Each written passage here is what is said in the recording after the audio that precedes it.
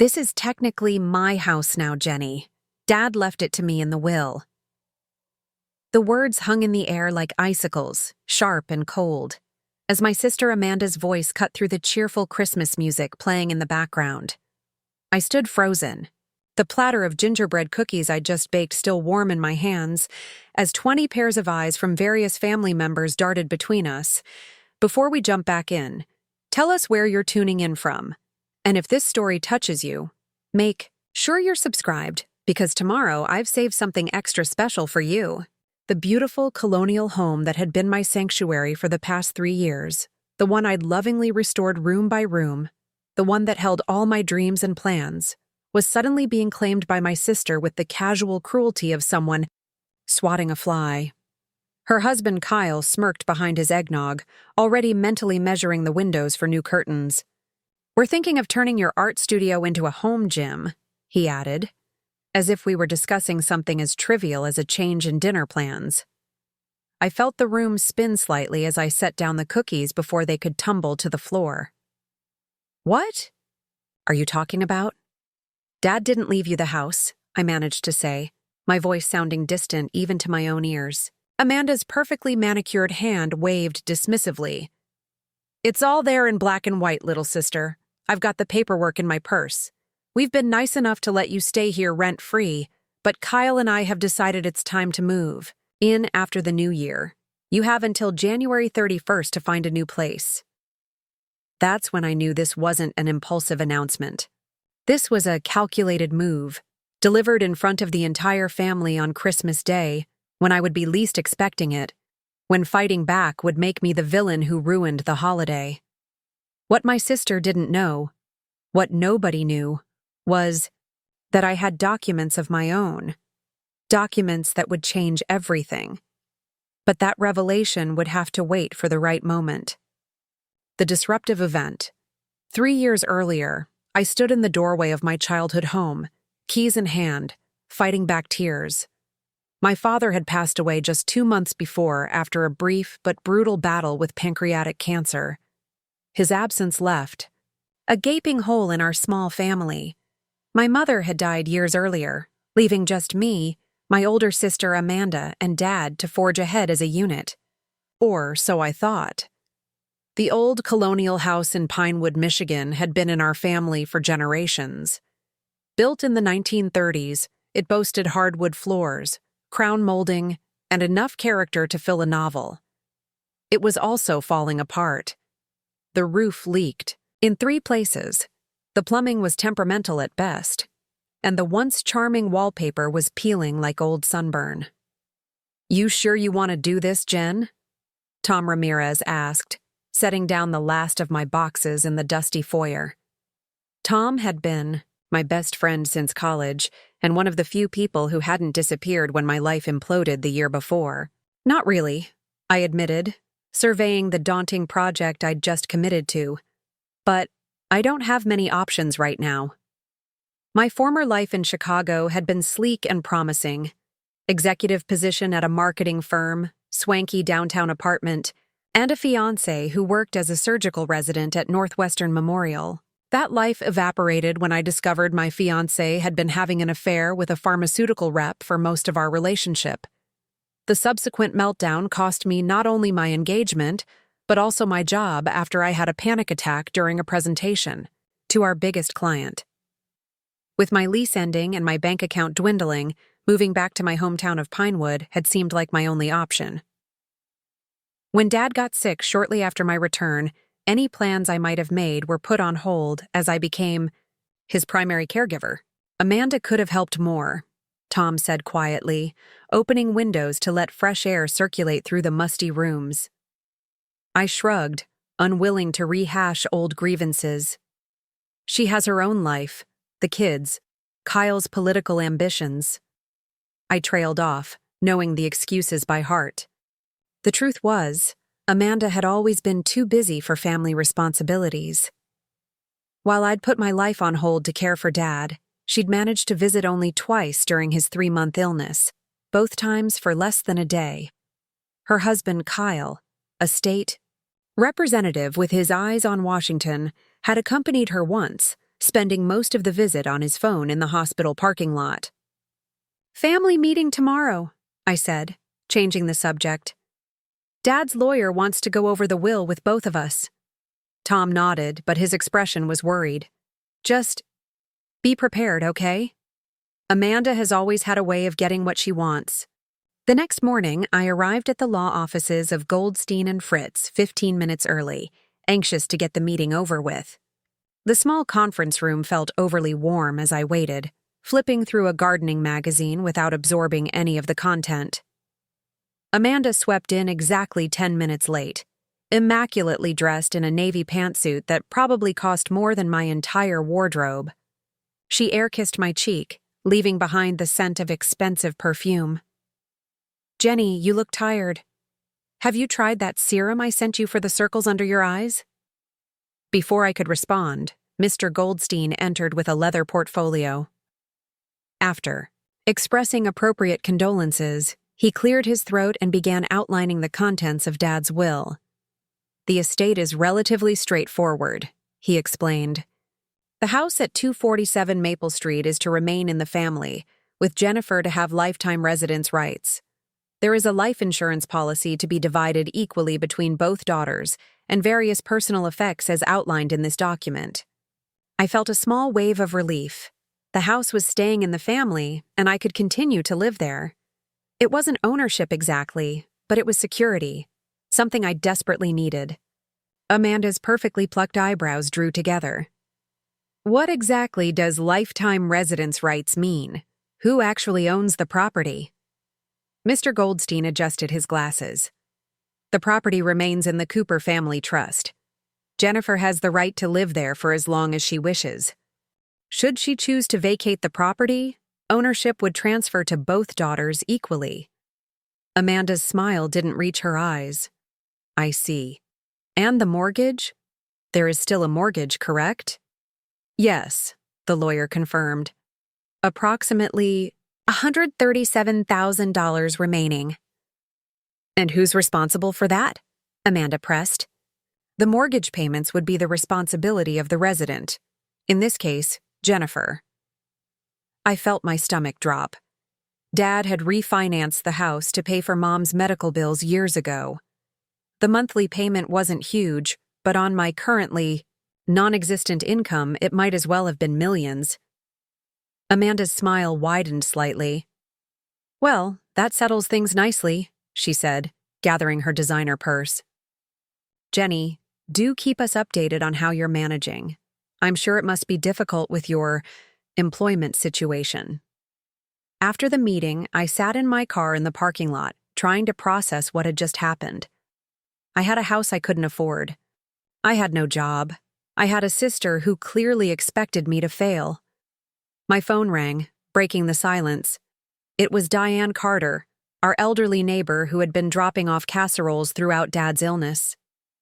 "Jennifer, dear, I was wondering if you might help me with something," she said when I answered. "The Historical Society is looking for someone to catalog some local artifacts, just part-time. I thought of you, with your organizational skills." It wasn't marketing in Chicago, but it was something. "That sounds perfect, Mrs. Carter. When can I start?" "Tomorrow morning? And please, call me Diane. We're neighbors now." That evening, I wandered through the empty house, trying to imagine how I could possibly make this work. The mortgage payment loomed large in my mind, along with the countless repairs needed. In the kitchen, water stains marked the ceiling from the upstairs bathroom leak. The ancient furnace made ominous clanking sounds. I climbed the creaking stairs to what had once been my childhood bedroom. Sitting on the window seat, I looked out at the large oak tree in the backyard. The one with the treehouse Dad had built us when I was 8, and Amanda was 12. Even then, she had claimed the larger room in the plywood structure, relegating me to the smaller section. Some things never changed. My phone pinged with a text from Amanda. "Kyle and I might be interested in buying you out of the house when you realize you can't handle it. Just say the word." I turned off my phone without responding and curled up on the window seat, too exhausted to even make up the bed. As sleep finally claimed me, I made a silent promise to myself and to the memory of my father. I wouldn't give up this house without a fight. The job at the Historical Society was a godsend, even if the pay was minimal. My days were spent organizing dusty photographs, cataloging donated items, and transcribing oral histories from Pinewood's oldest residents. The quiet, methodical work suited my battered spirit, giving me space to heal while still providing enough structure to get me out of bed each morning. Diane, who served as the Society's board president, became my unofficial guide to life in Pinewood as an adult, rather than as a child or a caretaker. "You've lived here all your life, but you've never really seen it," she observed one day as we sorted through photographs from the 1960s. "You were always in such a hurry to leave." She wasn't wrong. I'd spent my high school years counting the days until I could escape to college, then visited only on holidays and for the occasional weekend. Now, through the Historical Society's archives, I was seeing my hometown through new eyes. I learned about the former factory that had employed half the town during the war years, the flood of 1952 that had nearly washed away the downtown area, and the visiting president who had once spent the night at what was now the bed and breakfast on Elm Street. "Did you know your house was part of the Underground Railroad?" Diane asked one afternoon, showing me a yellowed map.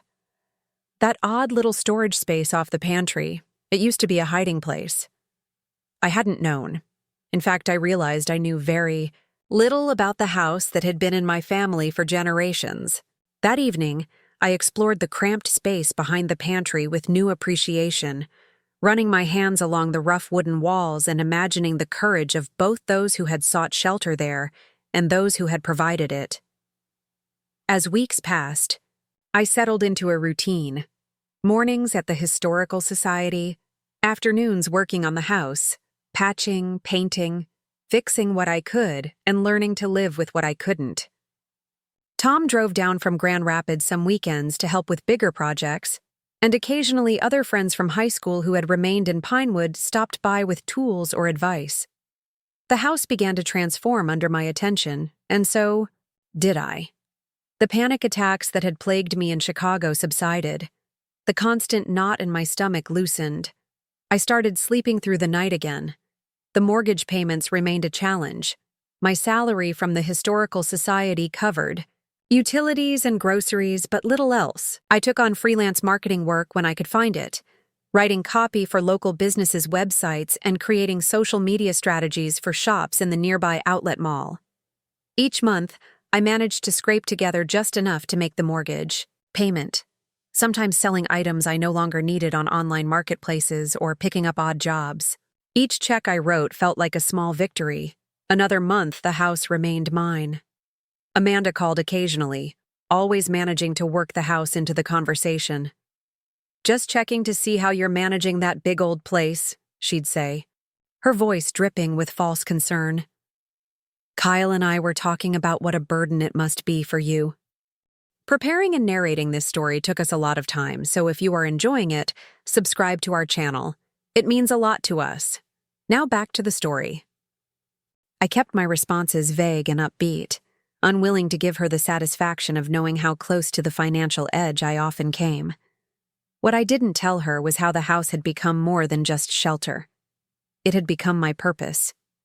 Each repaired floorboard and freshly painted wall represented my slow journey back to myself. 6 months after moving in, I converted the small sunroom at the back of the house into an art studio. I hadn't painted seriously since college, but the light-filled space seemed to demand creative use. Soon, canvases began to accumulate. Landscapes of the nearby lake, still lifes of objects found in the attic, portraits of neighbors who were becoming friends. Diane suggested I display some pieces at the Historical Society's annual summer fundraiser. To my surprise, 3 paintings sold. Then a local coffee shop asked to display my work, and more sales followed.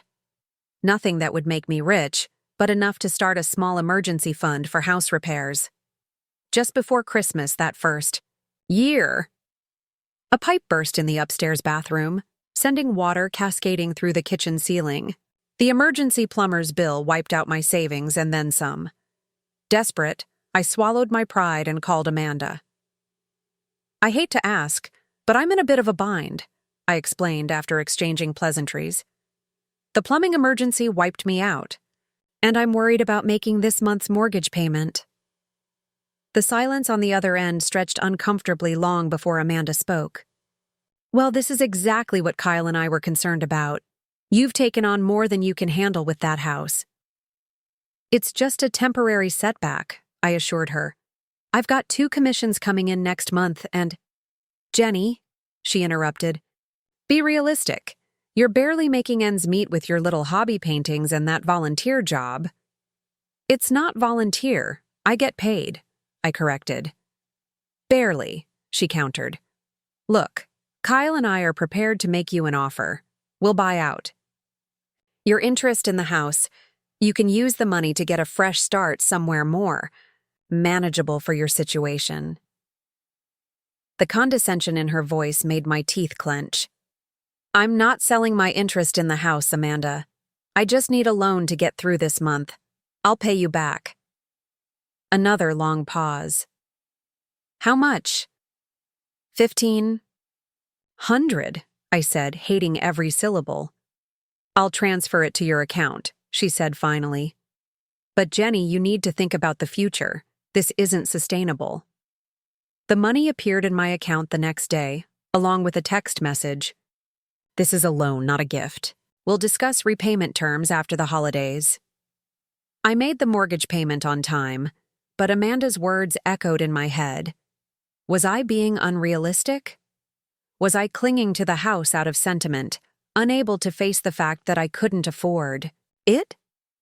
That night, I sat at my father's old desk in the study, reviewing my finances for the 100th time.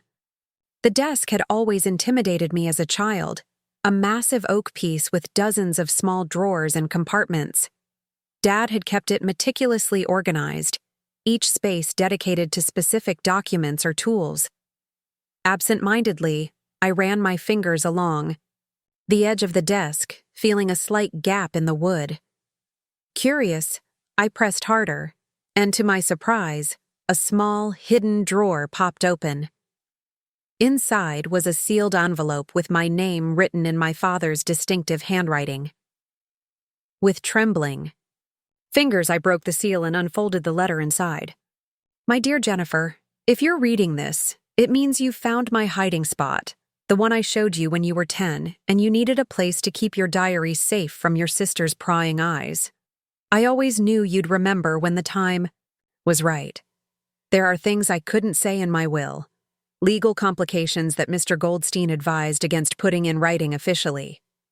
But you deserve to know the full truth about the house and my wishes for it. The mortgage that remains on the house isn't actually a traditional bank mortgage. When I needed to raise funds for your mother's care, my old friend Jack Monroe privately loaned me the money using the house as collateral. We structured it like a conventional mortgage for tax purposes, but the arrangement was always between friends. Before my diagnosis, Jack and I had discussed transferring the loan to you when the time came, with very favorable terms. After I became ill, we accelerated those plans. The enclosed document is the transfer of the loan to your name, with a significant reduction in the principal as Jack's wedding gift to you.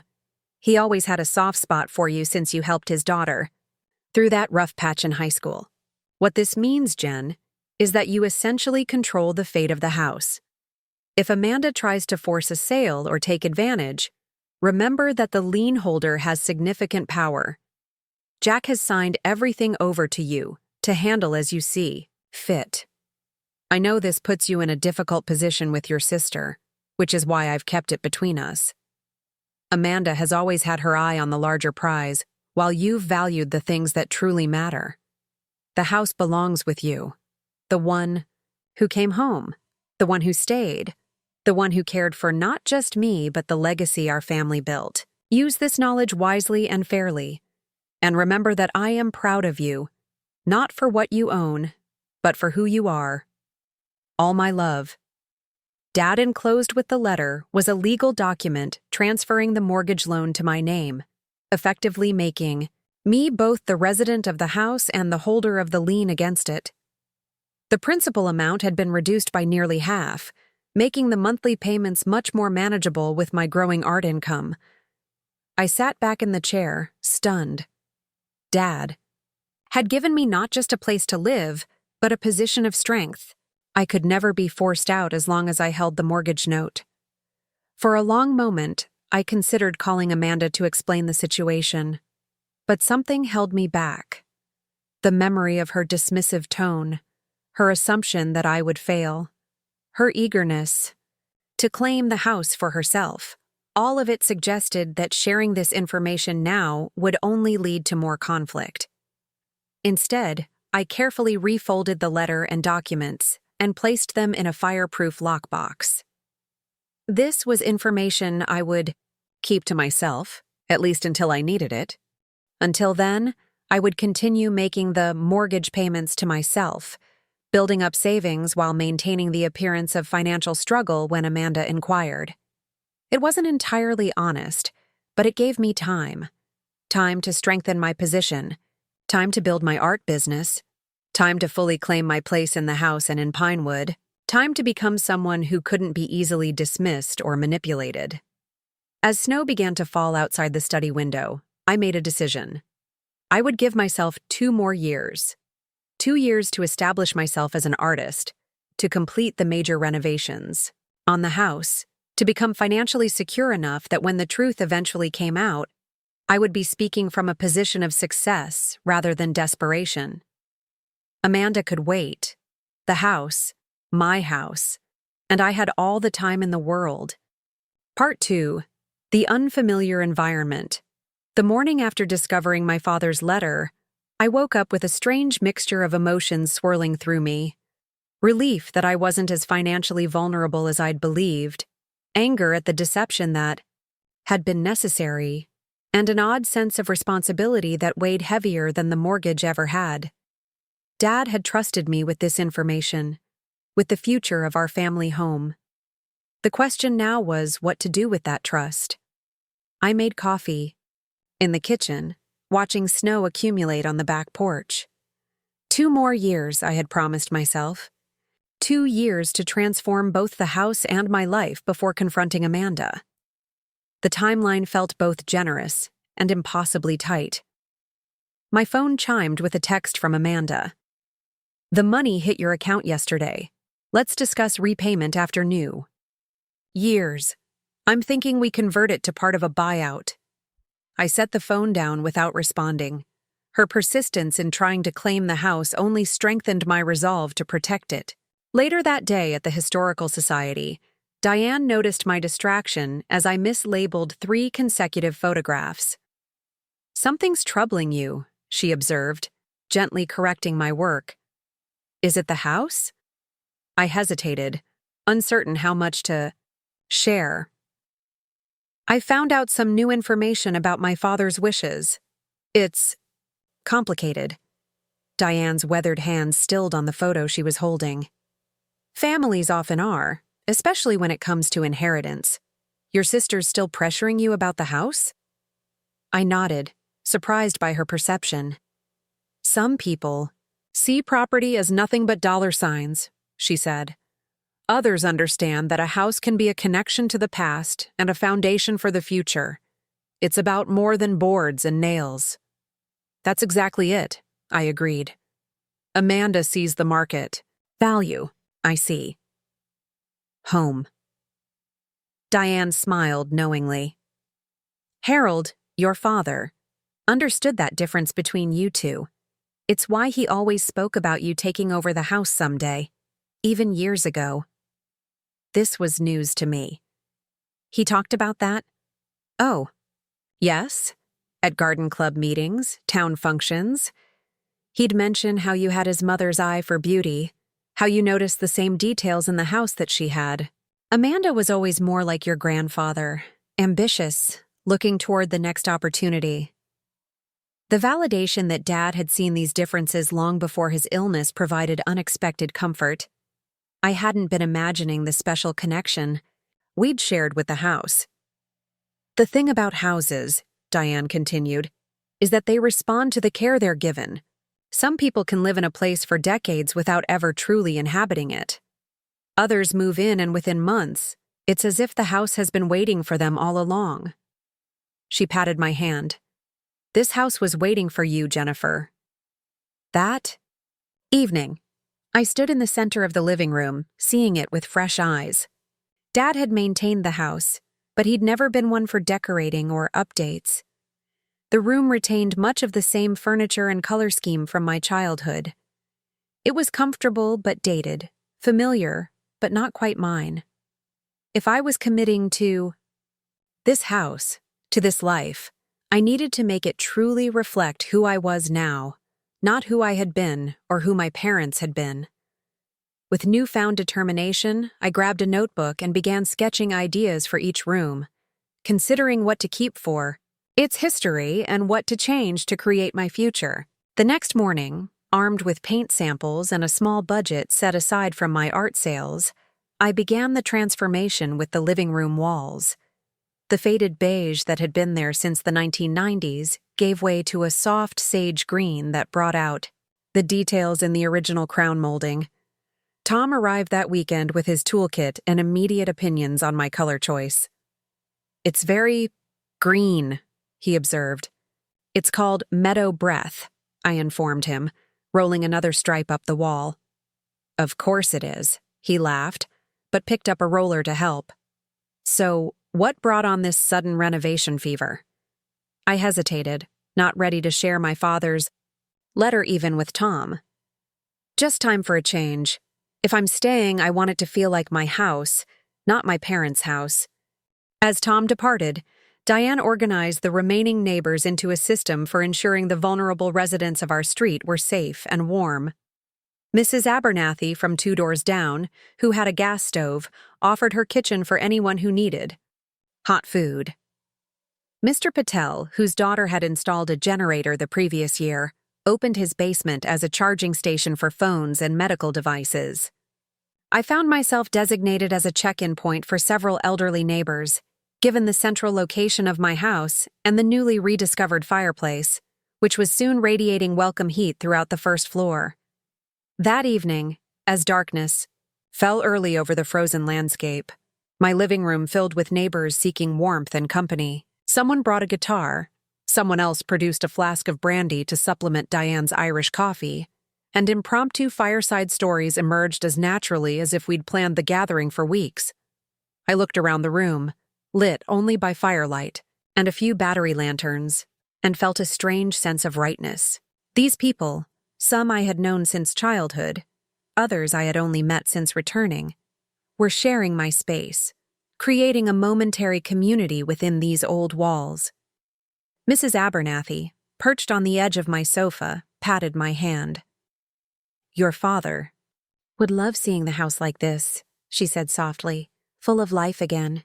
Later, as the gathering dispersed to various sleeping arrangements, some returning to homes with alternative heat sources, others accepting beds offered by those more fortunate, Diane remained, insisting the trek across the icy street was too dangerous in the dark.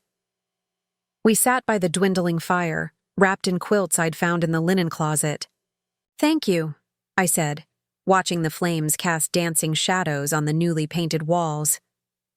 "I wouldn't have known what to do today without your help." Diane smiled, the firelight softening the lines of her face. "That's what neighbors do.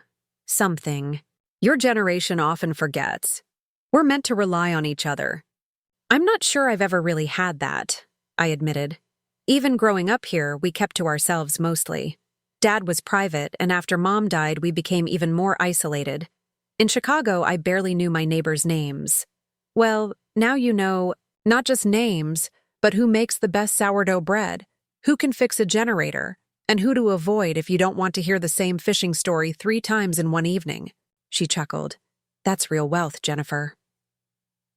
The power remained out for 4 days. During that time, my house became an unofficial community center, a place for neighbors to warm up, charge essential devices using a small generator Tom delivered on his return from Grand Rapids, and exchange information about road clearings and power restoration efforts. I learned more about Pinewood and its residents in those 4 days than I had in months of working at the Historical Society. I discovered that Mr. Patel had been a renowned oncologist before retiring, that Mrs. Abernathy had once danced with the Boston Ballet, that the quiet man who plowed everyone's driveways after snowstorms had lost his wife and daughter in a car accident 10 years earlier. These weren't just names and faces anymore. They were stories intertwined with my own. People whose lives had intersected with my family's for generations. People who had known my father, my mother, even my grandparents. People who now knew me, not as Harold Cooper's younger daughter who'd fled to Chicago, but as Jennifer, the artist who'd returned home and opened her doors when they needed shelter. When the power finally came back on, illuminating the house with harsh electric light after days of candles and firelight, I felt an odd sense of loss amid the relief. The return to normal meant the dissolution of our temporary fireside community, the end of an unexpected but precious interlude. As the last of my impromptu guests departed, Diane lingered at the door. "Don't be a stranger," she said, echoing a phrase my mother had often used. "That fireplace should stay uncovered." I nodded, understanding she meant more than just the physical fireplace. It will. The following day, my phone service restored. I received a voicemail from Michelle at the gallery. "Your work arrived safely, and we've already had interest from several collectors who saw us unpacking. The show opens next weekend. We'd love to have you attend the reception." Within the same hour, I received a text from Amanda. "Tried calling all week during the ice storm. Were you ignoring me? Kyle and I are coming to town next weekend to resolve this house situation once and for all." I looked between the two messages, so perfectly opposed in their energy and intent. The gallery invitation represented possibility, growth, connection. Amanda's demand symbolized the past, obligation, constraint. For a moment, I considered trying to reschedule one or the other. Then I realized it was time to stop contorting my life to avoid conflict with my sister. I had a professional obligation and opportunity at the gallery. Amanda would have to work around my schedule, not the other way around. I responded to Michelle with an enthusiastic acceptance of the invitation, then sent Amanda a brief message. "I'll be in Grand Rapids Saturday for a gallery opening where my work is being featured. Happy to meet Sunday afternoon if you're still in town." Her reply was immediate and frosty. "This is more important than your hobby, Jennifer. We're talking about significant financial decisions." I turned off my phone and spent the rest of the day painting, starting a new piece inspired by the firelit gatherings of the past week. By evening, I had created a canvas filled with warm light and indistinct figures, more impression than representation, capturing the feeling of community rather than its literal appearance. Looking at it, I realized how much my artistic voice had evolved since returning to Pinewood. In Chicago, I had painted what I thought would please others. Technically proficient but emotionally restrained work designed to coordinate with upscale decor. Now I was painting what moved me, what I needed to express. The resulting work was messier in some ways, less controlled, but vibrant with authentic feeling. This evolution paralleled the changes in the house and in myself. I was becoming less concerned with external appearance and more invested in creating spaces, both on canvas and in my home, that reflected genuine experience and connection. The night before the gallery opening, I stood in the center of my living room, surveying the transformation that had occurred over the past months. The sage green walls highlighted the original woodwork. Family photographs shared space with vibrant, local art I'd purchased or traded for. The furniture, rearranged for conversation rather than television viewing, still showed its age, but had been refreshed with new pillows and throws I'd found at the local thrift store. Most significantly, the fireplace now stood as the room's focal point, framed by simple floating shelves displaying meaningful objects, a piece of driftwood from the lake where Dad had taught me to swim, a small clay sculpture I'd made in high school, a framed first dollar from my earliest art sale. It wasn't perfectly coordinated or magazine-worthy, but it was authentically mine, a reflection of both where I'd come from and who I was becoming. For the first time since returning to Pinewood, I felt not that I was living in my father's house, but that I was creating my own home. The gallery opening exceeded all my expectations. Michelle had given my work prominent placement, and the attendance was substantial despite the lingering effects of the ice storm. I wore a simple black dress I'd found in a vintage shop in downtown Pinewood, paired with my mother's pearl earrings, a combination that felt like a bridge between my past and present. "There's genuine emotional depth in these interiors," one gallery visitor commented, studying my painting of the third-floor dormer room. "They feel inhabited, even without showing people." "That's exactly what I'm trying to capture," I explained, surprised and pleased by his perception. "The way spaces hold our experiences, reflect our lives." By the end of the evening, red sold dots marked 8 of my 15 paintings, including the most expensive piece, a large canvas depicting the living room transformation, showing both what had been and what was emerging in a complex layering of perspective. Michelle pulled me aside as the crowd thinned. "We've had an incredible response to your work, Jennifer. I'd like to discuss representing you on an ongoing basis. These architectural interiors have struck a chord. There's something universal in the way you're depicting personal space." I stammered my thanks, overwhelmed by the validation and the possibilities it represented. The sales from tonight alone would cover several months of expenses, giving me breathing room to create more work without financial pressure. Ongoing representation could mean sustainable income from my art, something I'd dreamed of, but never seriously expected. As I drove back to Pinewood late that night, my mind whirled with possibilities. The success at the gallery had done more than validate my artistic direction. It had expanded my sense of what might be possible for my future. I wasn't just surviving in Pinewood anymore. I was building something meaningful, something that connected my talent with others who found value in it. The house awaited me, dark except for the porch light I'd left on. As I unlocked the door, I was struck by how differently I felt returning, here than I had when I'd first moved back. Then, the house had represented fallback, failure, last resort. Now it felt like foundation, inspiration, possibility. Tomorrow would bring Amanda and her demands. But tonight, I allowed myself to simply savor the feeling of returning home after a personal triumph. The house seemed to welcome me, creaking familiarly as I moved through darkened rooms to my bedroom. Just before falling asleep, I received a text from Tom, who had attended the opening with his new girlfriend. "Proud of you, Jen. You're not just finding your way, you're making your way, and it's beautiful to watch."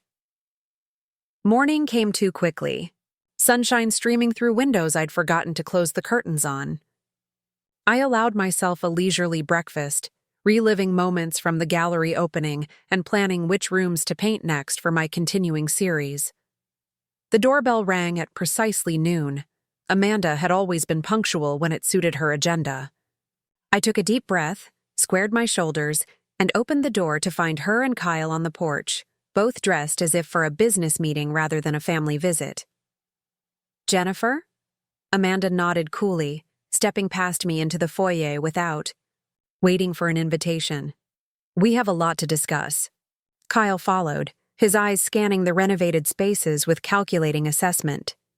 "You've made some interesting choices with the decor," he commented, the slight pause making it clear interesting wasn't a compliment.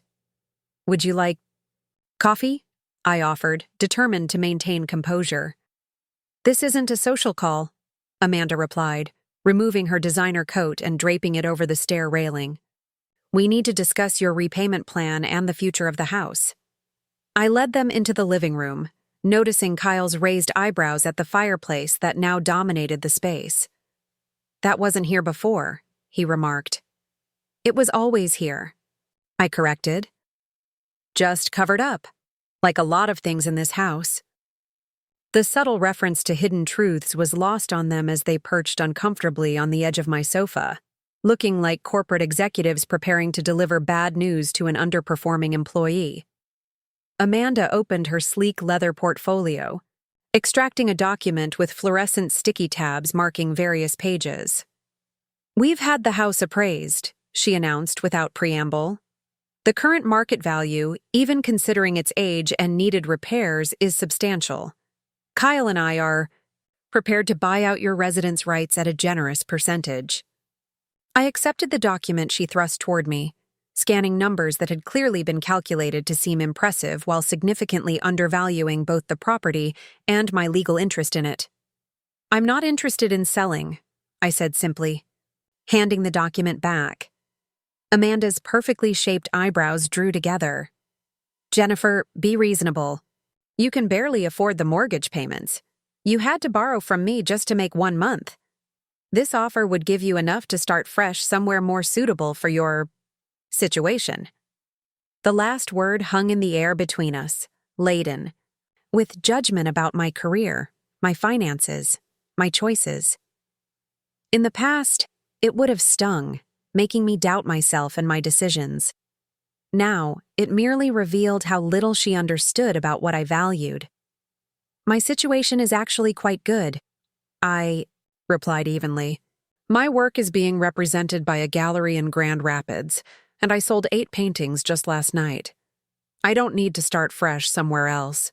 I'm exactly where I want to be."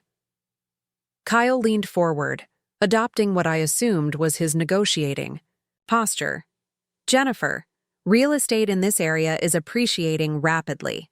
Emotionally, we understand your attachment to the house, but financially, this is the smart move. Take the money, invest in your art career if that's what you want." "This house is my art career," I said, gesturing to the paintings hung on the walls, the sketchbook stacked on the coffee table. "These spaces inspire my work. The light, the history, the feeling of these rooms, they're central to what I'm creating." Amanda sighed dramatically. "This isn't about your hobby paintings, Jenny. This is about significant financial assets and making adult decisions." The dismissive reference to my hobby after the success of the previous night felt like a deliberate provocation. I took a measured breath before responding. "My work is not a hobby, Amanda. It's my profession, and it's beginning to be quite successful.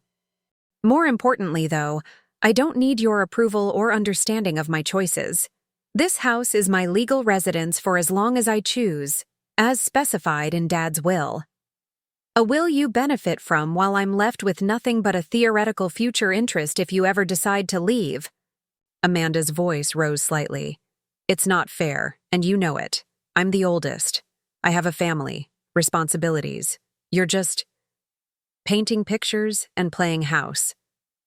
The dismissal in her tone was so familiar, so expected, that it had lost much of its power to wound me.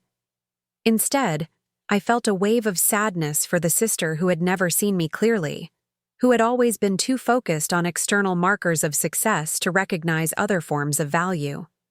"I'm sorry you feel the arrangement is unfair," I said quietly. "But it was Dad's decision, not mine." Kyle, ever the politician, sensed the conversation veering toward unproductive emotional territory. "Let's focus on the practical matters at hand," he suggested smoothly. "The loan from Amanda needs to be repaid, and the ongoing mortgage payments remain a concern. We've prepared several options for resolving these issues." He extracted another document from Amanda's portfolio, and I recognized the moment had arrived, the confrontation I'd been postponing for months. My heart raced, but a strange calm settled over me simultaneously. This was my house, my truth. It was time to claim both. "Before we continue," I said, rising from my chair, "there's something you should know about the mortgage." Part 3. The growth process. "Before we continue," I said, rising from my chair, "there's something you should know about the mortgage." Amanda's expression shifted from frustration to curiosity. Kyle's political smile remained fixed in place, but his eyes narrowed slightly. I walked to the antique secretary desk in the corner of the living room, the one piece of furniture I hadn't changed or moved since taking over the house. It had been my grandmother's, then my father's, a repository for family documents and correspondence for generations. From the bottom drawer, I removed the fireproof box where I'd stored my father's letter and the accompanying paperwork.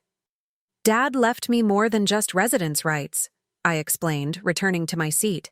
He left me information about the mortgage that changes everything. I handed them the document transferring the mortgage to my name. Kyle, with his legal background, recognized its significance immediately. His smile disappeared as he scanned the contents, while Amanda leaned over his shoulder, her confusion evident.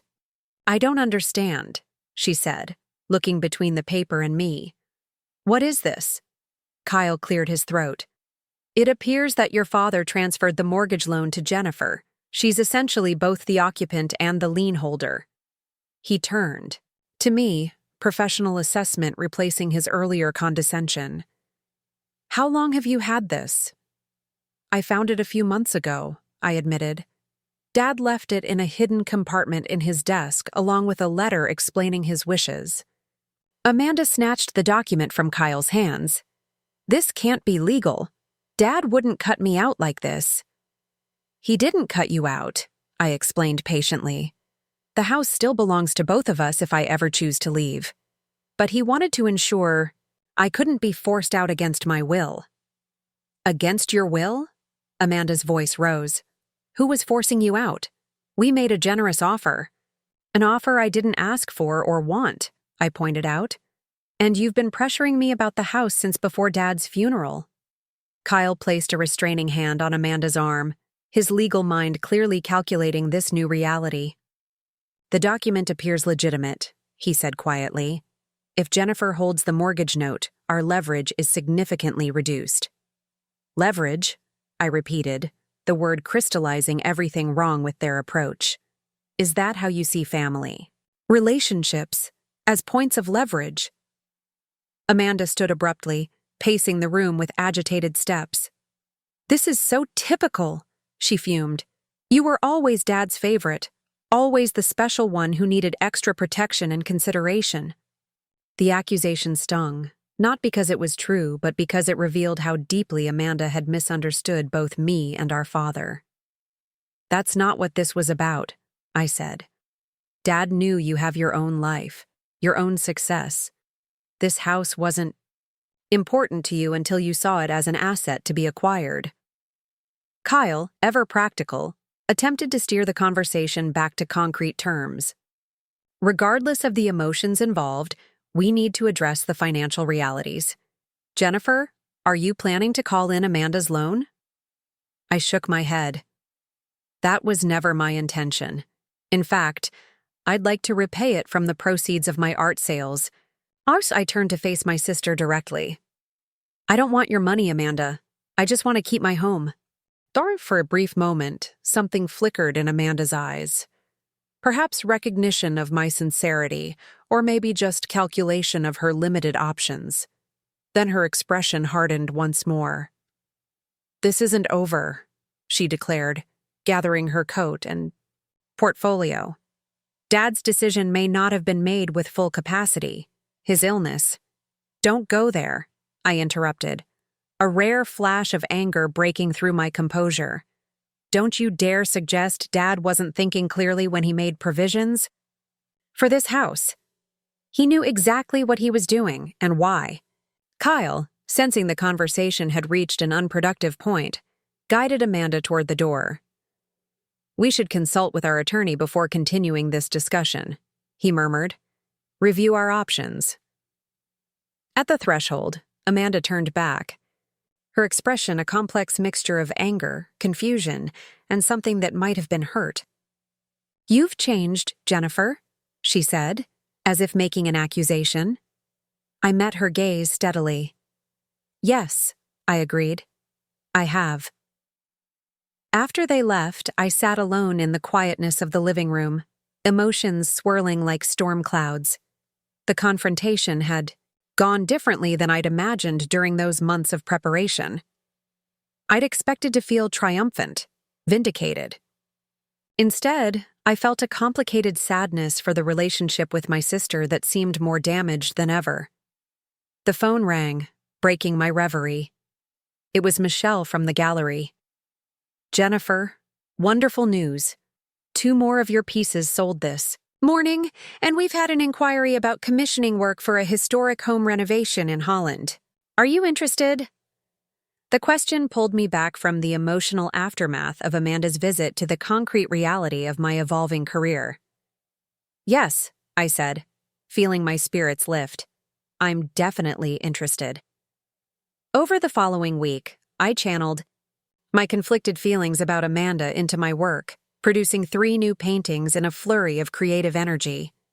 The commission inquiry developed into a concrete project, creating paintings of a restored 19th century home for the owners who wanted to document the renovation process through art. Tom stopped by on Saturday, curious about the confrontation with Amanda that I'd mentioned only briefly via text. "So you finally showed your cards," he said, helping himself to coffee in the kitchen. "How did the evil queen take it?" I shot him a reproachful look. "She's not evil, Tom. She's just Amanda." "Right, and Darth Vader was just misunderstood." He grinned, but then sobered at my expression. "Sorry, but seriously, how did it—" "Oh?" I sighed, leaning against the counter. "About as well as you'd expect." She was shocked, then angry. Kyle started strategizing immediately. They left talking about consulting their attorney. Tom frowned. "Can they challenge the mortgage transfer?" "I don't know," I admitted. "I should probably get legal advice myself, but the document seemed pretty straightforward, and Dad's friend Jack Monroe handled the whole thing." "Jack Monroe?" Tom's eyebrows rose.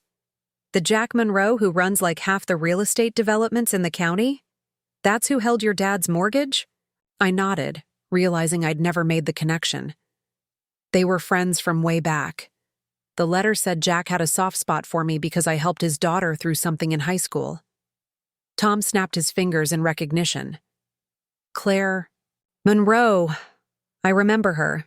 Had that rough time after her parents' divorce. You two were in art club together." "That's right," I said, memory returning. "She was struggling with depression, and we bonded over painting. I'd forgotten that was Jack's daughter." "Small towns," Tom shrugged. "Everyone's connected somehow." The observation lingered with me after Tom left. Everyone's connected somehow. In the month since returning to Pinewood, I'd rediscovered those connections, to people, to places, to histories intertwined with my own. Each connection had strengthened me, grounding me more firmly in this place I'd once been so eager to escape. The following Monday, I received a formal letter from Amanda and Kyle's attorney, requesting copies of all documentation related to the mortgage transfer and suggesting a mediated family discussion rather than pursuing more adversarial legal remedies. The implied threat was clear, but so was the underlying reality. They weren't sure they had a strong legal position. I responded with a brief note agreeing to provide the requested documentation and consider mediation after consulting my own attorney. Finding legal representation proved easier than expected. Diane, as usual, had a suggestion. "You should talk to Sarah Easton," she advised when I mentioned the situation during our lunch break at the Historical Society. She handled Harold's estate planning initially, before he switched to Goldstein. She understands the background. Sarah Easton's office was located in a converted Victorian house on Elm Street, its interior retaining the residence's original character while functioning efficiently as a professional space. I immediately added it to my mental list of interiors to paint. Sarah herself was younger than I expected, perhaps early 40s, with a straightforward manner that put me at ease. After reviewing the documents I'd brought, she leaned back in her chair with a thoughtful expression. The mortgage transfer appears completely legitimate, she confirmed. Jack Monroe is a savvy businessman who would have ensured everything was properly executed. Your sister's claim about your father's capacity during his illness is tenuous at best, given that these arrangements were made before his diagnosis. So they don't have a case? I asked, relief washing over me. Sarah's expression remained measured. I didn't say that. Family disputes are rarely just about the legal merits. They're about relationships, history, perceptions of fairness. Your sister feels she's been treated unfairly, regardless of what the documents say. I sighed, recognizing the truth in her assessment. So, what do you suggest? Provide the documentation they've requested, which shows you have nothing to hide. Then, if you're open to it, consider the mediation, not because you're legally obligated, but because resolving this without a protracted legal battle would be better for everyone. I nodded slowly. And if mediation doesn't work? Sarah smiled slightly. Then we defend your position vigorously. But let's cross that bridge if we come to it. With Sarah's guidance, I assembled copies of all relevant documents, including my father's letter, and sent them to Amanda's attorney. Then I returned my focus to what was becoming increasingly meaningful work, both my painting and the ongoing restoration of the house. The commission for the historic home in Holland led to a site visit, where I spent a day photographing and sketching the property from various angles. The owners, a couple in their 50s who had devoted 3 years to meticulously restoring the lakeside Victorian, shared my appreciation for how spaces evolve while maintaining their essential character. We didn't want to erase the home's history, the wife explained as she showed me original features they'd preserved alongside necessary modernizations. Each generation that lived here left their mark, and we wanted to honor that while adding our own chapter. Her words resonated deeply with my approach to my own house. I wasn't erasing my parents' presence or the generations before them. I was adding my own layer to the ongoing story of the place. This perspective influenced my work on the commission, resulting in paintings that captured both the physical reality of the restored home and the more elusive sense of continuity amid change. When I delivered the finished pieces a month later, the couple was visibly moved.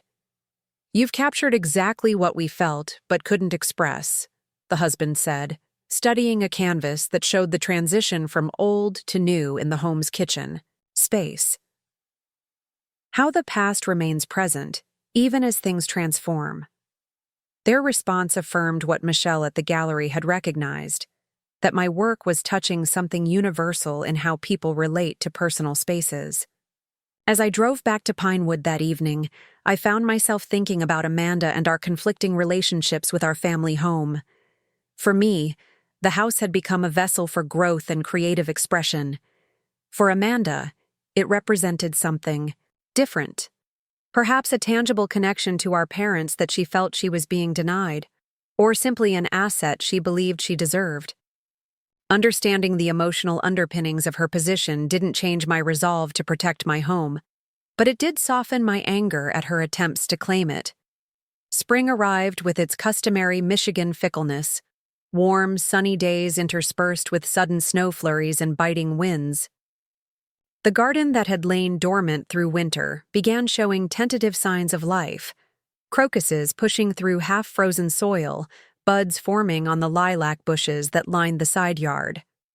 I found myself increasingly drawn to the outdoor spaces of the property, seeing the gardens as a natural extension of the interior transformation I'd been focused on. Like the house, the grounds had been maintained but not truly tended during my father's final years. Flower beds had become overgrown, pathways cracked and heaved from frost, the small pond at the back of the property choked with leaves and debris. With the same careful attention I'd given to the interior rooms, I began reclaiming these outdoor spaces, starting with the small brick patio outside the kitchen door. Years of neglect had left it uneven and weed-choked, but beneath the accumulated grime lay a beautifully patterned surface laid by my great-grandfather in the 1940s. Diane, observing my efforts one afternoon as she dropped off Historical Society, Newsletters shared yet another piece of family history I'd never known. "Your great-grandmother designed that pattern," she noted, watching me scrub decades of dirt from the bricks. "Margaret was quite the artist herself. She sketched the design and had your great-grandfather execute it exactly to her specifications. It caused quite a row between them, from what my mother told me." I sat back on my heels, studying the geometric pattern with newfound appreciation. I had no idea. Dad never mentioned it. "Harold wouldn't have known," Diane said. "That generation didn't talk much about family squabbles or women's contributions. But my mother and yours used to discuss it when they were in garden club together. Your mother always said she felt Margaret's artistic spirit in this garden.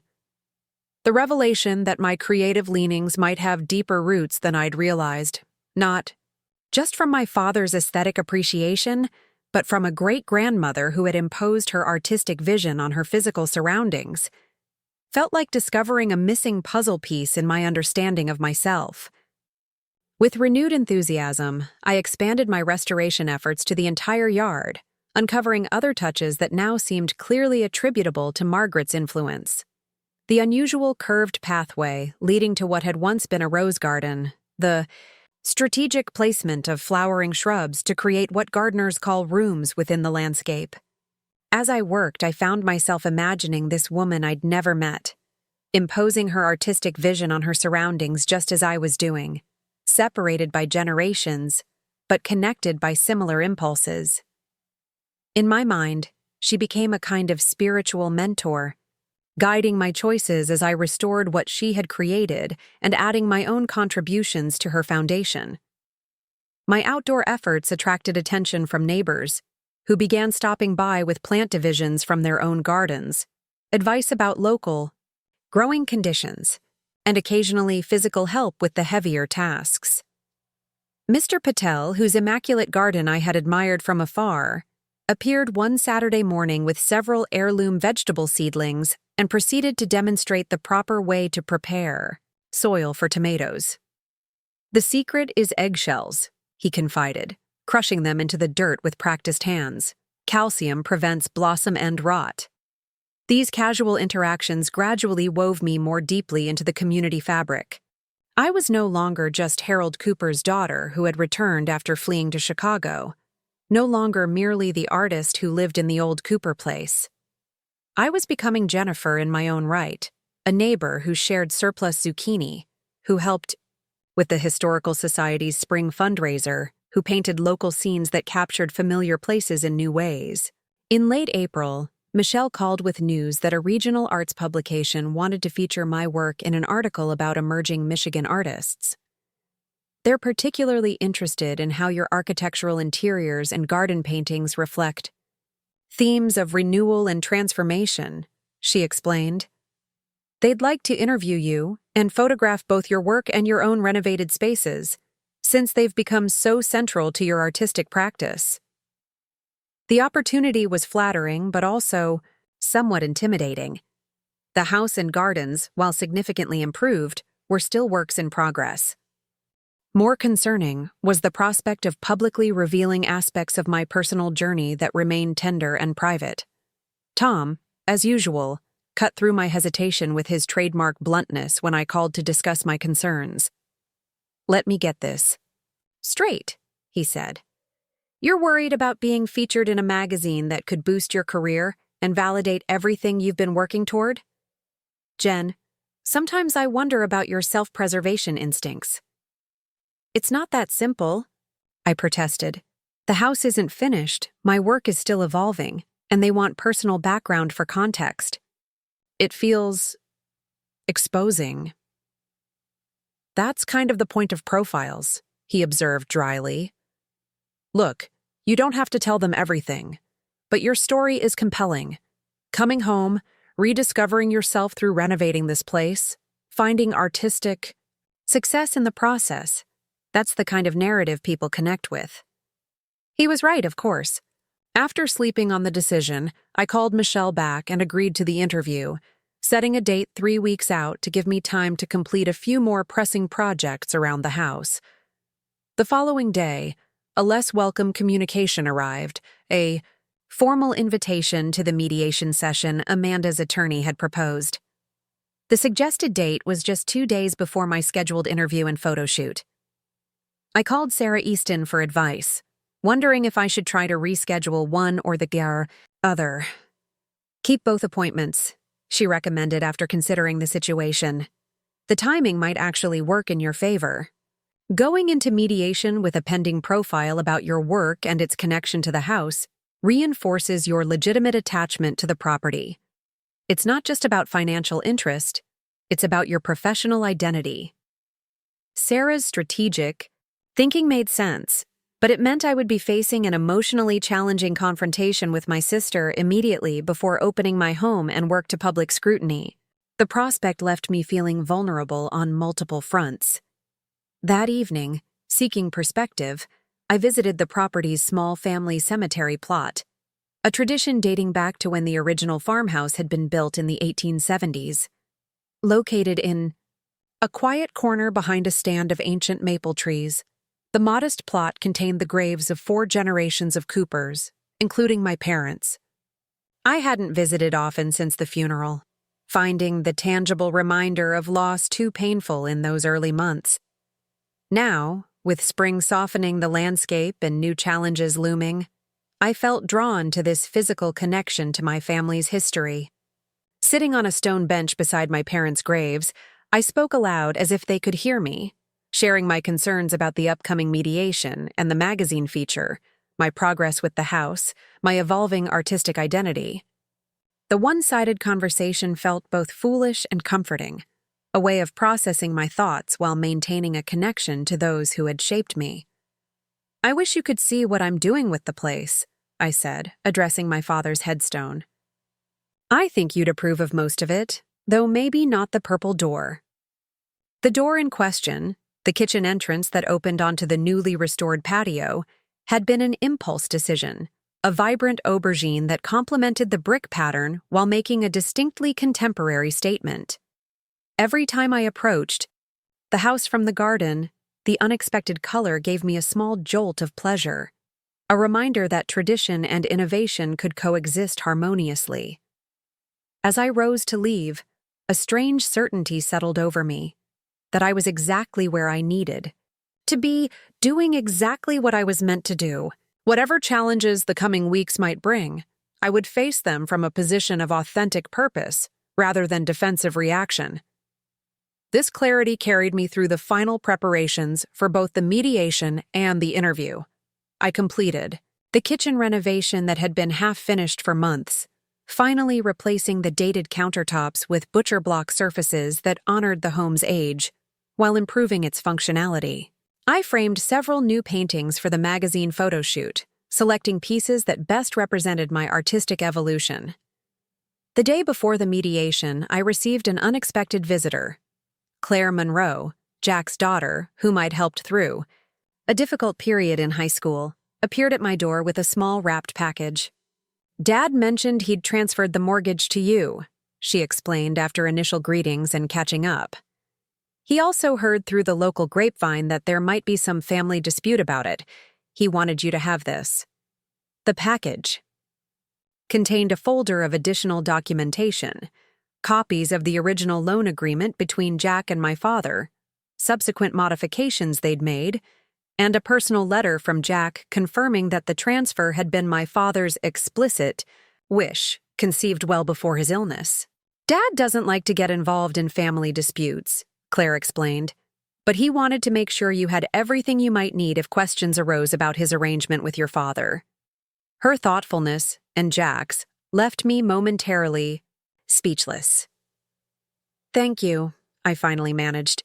"This means more than I can say." Claire smiled, glancing around at the transformed living room. "The house looks amazing, by the way. I barely recognize it, but somehow it also feels more itself, if that makes sense." Her observation echoed my own feelings so precisely that I laughed. That's exactly what I've been trying to achieve, honoring what it was while allowing it to become something new. After she left, I reviewed the documents she had brought, then forwarded copies to Sarah. Her response was immediate. "This strengthens our position considerably. Jack Monroe's confirmation of your father's intentions and the timeline will be difficult to challenge. The morning of the mediation dawned clear and mild. Perfect weather for the half-hour drive to the neutral location both parties had agreed upon, a conference room at a hotel in the next county. Sarah met me in the lobby, projecting calm confidence as we waited for Amanda, Kyle, and their attorney to arrive. "Remember," she advised quietly, "this isn't a courtroom. The mediator isn't a judge. Their role is to help facilitate a mutually acceptable resolution, not to impose one. Stay focused on what matters to you, and don't get derailed by emotional provocations." I nodded, grateful for her steadying presence. Despite my preparation and growing confidence, facing Amanda in this formal context remained daunting. When they entered the lobby, Amanda looked immaculate as always, though I noticed tension in the set of her shoulders. Kyle maintained his politician's facade of affable confidence, but the tight grip on his briefcase suggested underlying stress. Their attorney, a middle-aged man with an aggressive haircut and expensive suit, completed the intimidating tableau. The mediator, a retired judge with a reputation for handling family disputes with firm impartiality, greeted us all with professional courtesy and outlined the process we would follow. Each side would present their position, supporting documentation, would be reviewed, and then we would work toward identifying possible resolutions. Amanda's attorney spoke first, presenting a narrative that characterized my father's decisions as unfair to his older daughter and potentially influenced by his illness, despite the timeline established by the documentation. He emphasized Amanda's long-term financial contributions to family expenses and portrayed me as having taken advantage of my position as the child who had returned home. I listened without interrupting, noting how the presentation carefully avoided mentioning certain facts: that Amanda had visited our father only twice during his illness, that she had shown no interest in the house until after his death, that her contributions had primarily been gifts to herself using joint accounts. When it was Sarah's turn, she presented our position with calm precision, highlighting the legality of the mortgage transfer, my father's clear intentions as expressed in his letter, and Jack Monroe's confirmation of both the arrangement and its timing. She emphasized my ongoing investment in maintaining and improving the property, as well as the central role it now played in my professional work as an artist. Far from taking advantage, she concluded, Jennifer has honored her father's wishes by creating exactly what he hoped for: a home that remains in the family, cared for by someone who truly values it, while continuing the property's legacy of nurturing creativity and community. The mediator reviewed the documentation from both sides, asking clarifying questions that revealed his thorough engagement with the details. When he had finished, he addressed us directly rather than through our attorneys. "I'd like to hear from each of you personally," he said. "Not about the legal arguments, which your counsel has presented admirably, but about what this house means to you and what resolution you're seeking. Ms. Cooper-Wilson, would you begin?" Amanda straightened in her chair, her expression a careful blend of reason and restrained emotion. "The house represents our family heritage," she began. "Our father's decision to allow Jennifer lifetime residence while denying me any current benefit from a significant family asset creates an imbalance that feels deeply unfair. I'm not trying to force my sister from her home out of malice. I simply believe that family assets should be divided equitably." The mediator nodded thoughtfully. "And what resolution would satisfy your sense of equity?" "Either Jennifer should purchase my interest in the property at fair market value, or we should sell it and divide the proceeds," Amanda replied. "Alternatively, she could compensate me with regular payments representing my share of the property's value." "Thank you," the mediator said, then turned to me. "Ms. Cooper, what does the house mean to you, and what resolution are you seeking?" I took a deep breath, seeking words that might bridge the gulf between my sister's perspective and my own. "The house has become central to who I am and what I do," I began. "It's not just shelter or an asset. It's the foundation of my artistic, Practice. The subject of my work, the physical manifestation of my journey over these past 2 years. I described how the process of restoring and reimagining the house had paralleled my own personal reconstruction after returning to Pinewood, how each renovated room and reclaimed garden space represented not just physical improvement, but emotional healing. As for resolution, I continued, I want to honor both Dad's wishes and Amanda's legitimate desire for fairness. I can't afford to buy her out at market value, and I won't agree to sell. But I am willing to make arrangements to ensure she benefits from the value I'm adding to the property through my improvements, either through graduated payments over time or a greater share of proceeds if I ever do choose to sell. The mediator considered both our statements before proposing a structure for further discussion. It seems to me, he observed, that we have 2 legitimate interests here that are not entirely incompatible. Jennifer's connection to the house, as both residence and creative wellspring, is substantive and meaningful. Amanda's desire for equitable treatment as a co-inheritor is also valid. For the next 2 hours, we explored various possible arrangements, ways Amanda might receive financial benefit from the property without requiring me to leave or sell. The discussion remained mostly civil, though tension flared occasionally when emotional undercurrents broke through the surface. Finally, the mediator proposed a comprehensive solution. I would retain lifetime residence rights as specified in our father's will. I would make quarterly payments to Amanda, representing a fair rental value for her half-interest in the property, with the amount adjusted based on my fluctuating income from art sales. These payments would accumulate as equity, gradually buying out Amanda's interest over a 15-year period. Additionally, should I decide to sell before the buyout was complete, Amanda would receive her remaining interest plus a percentage of the increased value attributable to my renovations. This approach, the mediator explained, allows Jennifer to remain in the home that has become integral to her life and work, while ensuring Amanda receives ongoing financial benefit and eventual full compensation for her interest. It respects both the letter of your father's wishes and the spirit of fairness between siblings. After private consultations with our respective attorneys, both Amanda and I tentatively agreed to the framework, with details to be finalized in a formal agreement our lawyers would draft together. As we gathered our belongings at the conclusion of the session, Amanda approached me directly for the first time since entering the room. "The purple door is a bit much," she said, referencing photos of the house Sarah had presented during our case. I laughed, surprised by the personal comment amid the legal formalities. "I thought you might say that." For a brief moment, something, like our old connection, flickered between us, the shared understanding that comes from growing up in the same household, knowing each other's predictable reactions and preferences. "I saw your paintings," she added, nodding toward the portfolio Sarah had brought. "They're good, Jenny. Really good. I didn't realize." She trailed off, but I understood what she hadn't said. She hadn't realized my art was legitimate, professional, worthy of respect. The acknowledgement, however reluctant, felt like the first tentative step toward a new understanding between us. "Thank you," I said simply. "That means a lot." As we parted in the hotel lobby, the mediation having achieved its purpose of finding a workable compromise, I felt a weight lift from my shoulders.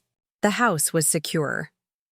My relationship with Amanda, while still complicated, had potential for healing.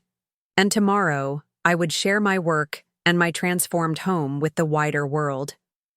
Driving back to Pinewood, I found myself thinking not about all that had happened, but about what would come next. New paintings I wanted to create, garden projects waiting for attention, community connections continuing to deepen. For the first time since returning to my hometown, I was looking forward rather than backward, planning for a future I was actively choosing rather than accepting by default.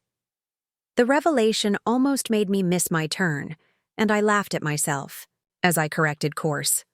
The road home was familiar now, every curve and landmark recognized without conscious thought. I belonged here, not because I had nowhere else to go, but because I had found where I was meant to be. Part 5. The Defining Moment.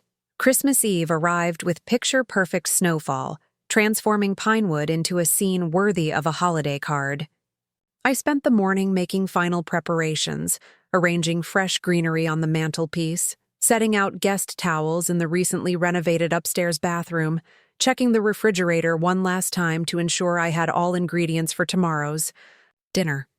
The house felt ready, peaceful yet expectant, like a stage set for a performance that had been long rehearsed, but would contain inevitable moments of improvisation. I had done all I could to create a welcoming environment. What happened within, it would unfold according to its own dynamic. Amanda had texted that morning to confirm their arrival time, late afternoon, depending on road conditions. Her message included a surprising postscript. The kids are excited about staying in Dad's house. Thanks for making this happen. The simple acknowledgement of shared connection to the property.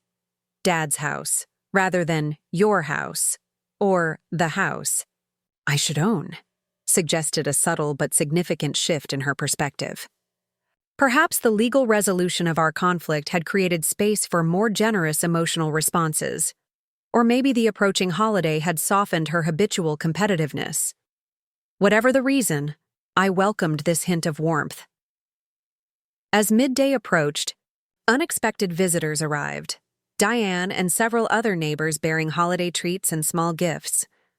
We wanted to stop by before your family arrives, Diane explained, presenting a beautifully wrapped package.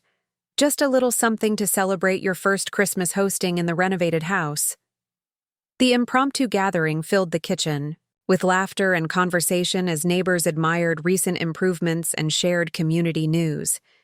Mr. Patel brought homemade samosas, explaining that while not traditional Christmas fare, they had become his contribution to neighborhood celebrations. Over his 20 years in Pinewood, Mrs. Abernathy delivered her legendary rum cake with strict instructions about proper serving temperature.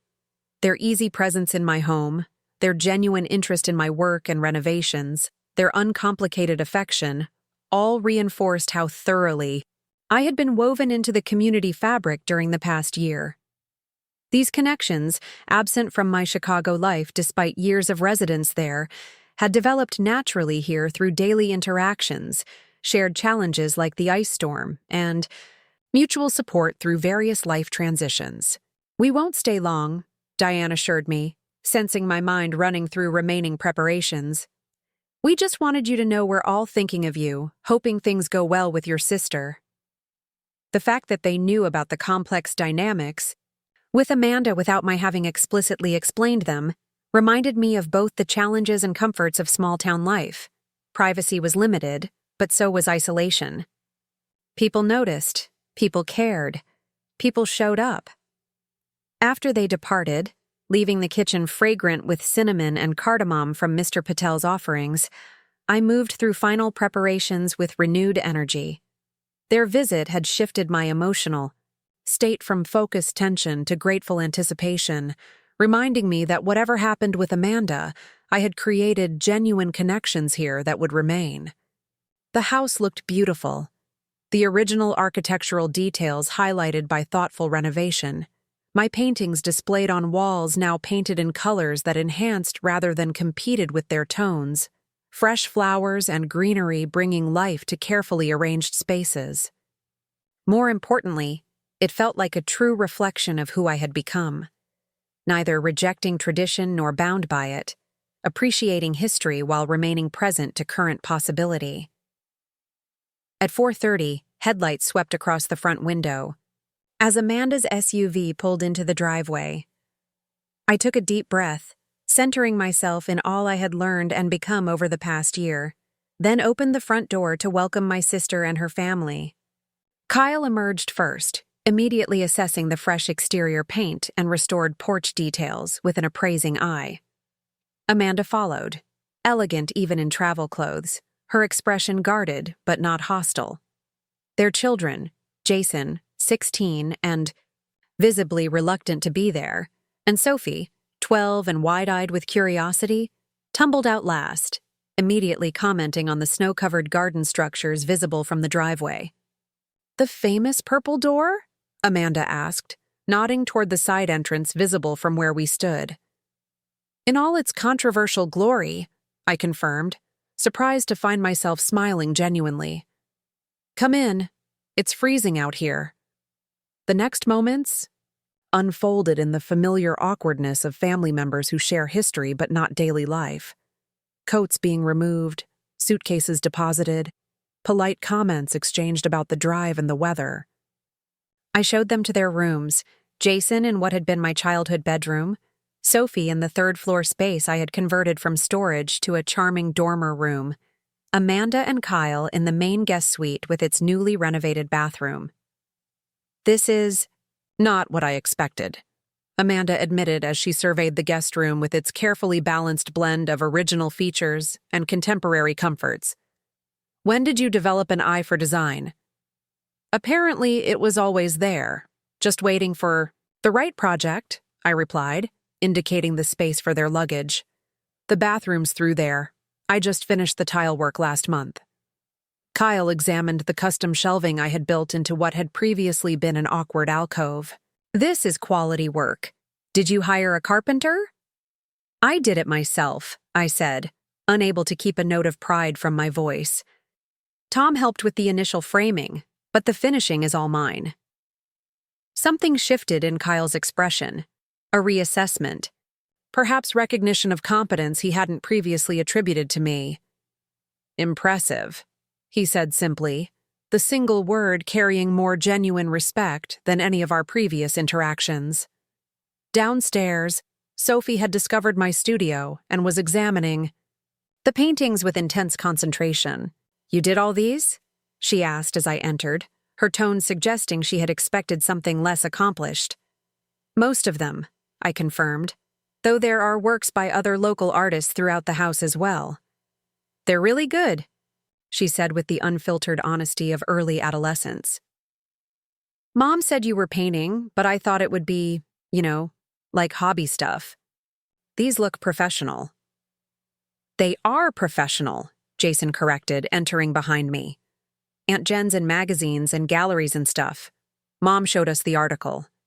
The casual confirmation that Amanda had not only seen my feature but shared it with her children, apparently without dismissive commentary, was unexpectedly touching. Whatever her personal feelings about my choices, she had presented my work to her children as legitimate accomplishment. "Is that our grandparents' house?" Sophie asked, pointing to one of the interior paintings that showed the living room at different stages of renovation. "It is," I confirmed. This series shows how spaces evolve over time, how they hold both past and present simultaneously. Sophie nodded seriously, studying the canvas. "It's like you can see both what it was and what it is now all at once." Her perception, so accurately capturing what I had been trying to express, caught me by surprise. "That's exactly the idea," I said, regarding my niece with new appreciation. "Have you done much art yourself?" The question opened a flood of enthusiastic description of her school art projects, revealing both genuine interest and substantial talent that had apparently gone largely unnoticed in her achievement-oriented household. As she spoke, Amanda appeared in the doorway, watching our interaction with an unreadable expression. "Sophie's art teacher suggested she apply to a summer program at the state university," she said when her daughter paused for breath. "But we weren't sure if it was worth the investment." The comment could have been interpreted as dismissive of artistic pursuits, but something in Amanda's tone suggested she was actually seeking my opinion rather than disparaging her daughter's interest. "I'd be happy to look at her portfolio if that would help," I offered. "The program might be valuable if she's really interested in developing her skills." Amanda nodded thoughtfully. "Maybe during this visit," she suggested, meeting her daughter's suddenly hopeful gaze, "if your aunt doesn't mind." The exchange marked another subtle shift in our dynamic, Amanda acknowledging my professional expertise in an area where she lacked confidence, opening a potential avenue for meaningful connection beyond our complicated history. The evening progressed more smoothly than I had dared hope. We ordered pizza from the local place that had been our favorite growing up, a easy tradition our parents had maintained for Christmas Eve throughout our childhood. The familiar ritual seemed to ease lingering tension, creating a foundation of shared memory upon which new interactions could build. After dinner, Kyle surprised everyone by producing a deck of cards and suggesting the game our father had always insisted on during holiday gatherings. As we played around the kitchen table, the atmosphere gradually relaxed into something approaching genuine enjoyment rather than polite obligation. Remember when Dad used to let us stay up until midnight on Christmas Eve, and Mom would pretend to be scandalized by it? Amanda asked during a break in the game, her expression softening with the memory. And he'd make that awful eggnog that was basically just melted ice cream with nutmeg, I added, laughing at the recollection. Is that why there's a carton of vanilla ice cream in your freezer? Jason asked, raising an eyebrow. Planning to poison us with Grandpa's recipe? The moment of shared laughter felt like a small miracle, family connection briefly transcending the tensions and conflicts that had dominated our recent interactions. We were, for that moment at least, simply people who shared history and blood, finding comfort in common memory. Later, after the kids had gone to bed, Amanda joined me on the porch where I had stepped out to enjoy the stillness of the snow-covered night. She wrapped her coat tightly against the cold, her breath forming small clouds in the frigid air. You've done something remarkable with the house, she said after a moment of silence. It's still clearly the place we grew up, but it's also undeniably yours now. The acknowledgement, so different from her dismissive attitude the previous Christmas, seemed to require a response that neither brushed it off nor overemphasized its significance. It's been a process, I said simply. Finding the balance between honoring what was here and creating something that reflects who I am now. Amanda nodded, her gaze fixed on the snow-covered garden. I didn't understand that a year ago. I just saw a valuable asset that should be divided equally. She paused, choosing her words carefully. I still think Dad's arrangement wasn't entirely fair to me, but I can see now why he made the decisions he did.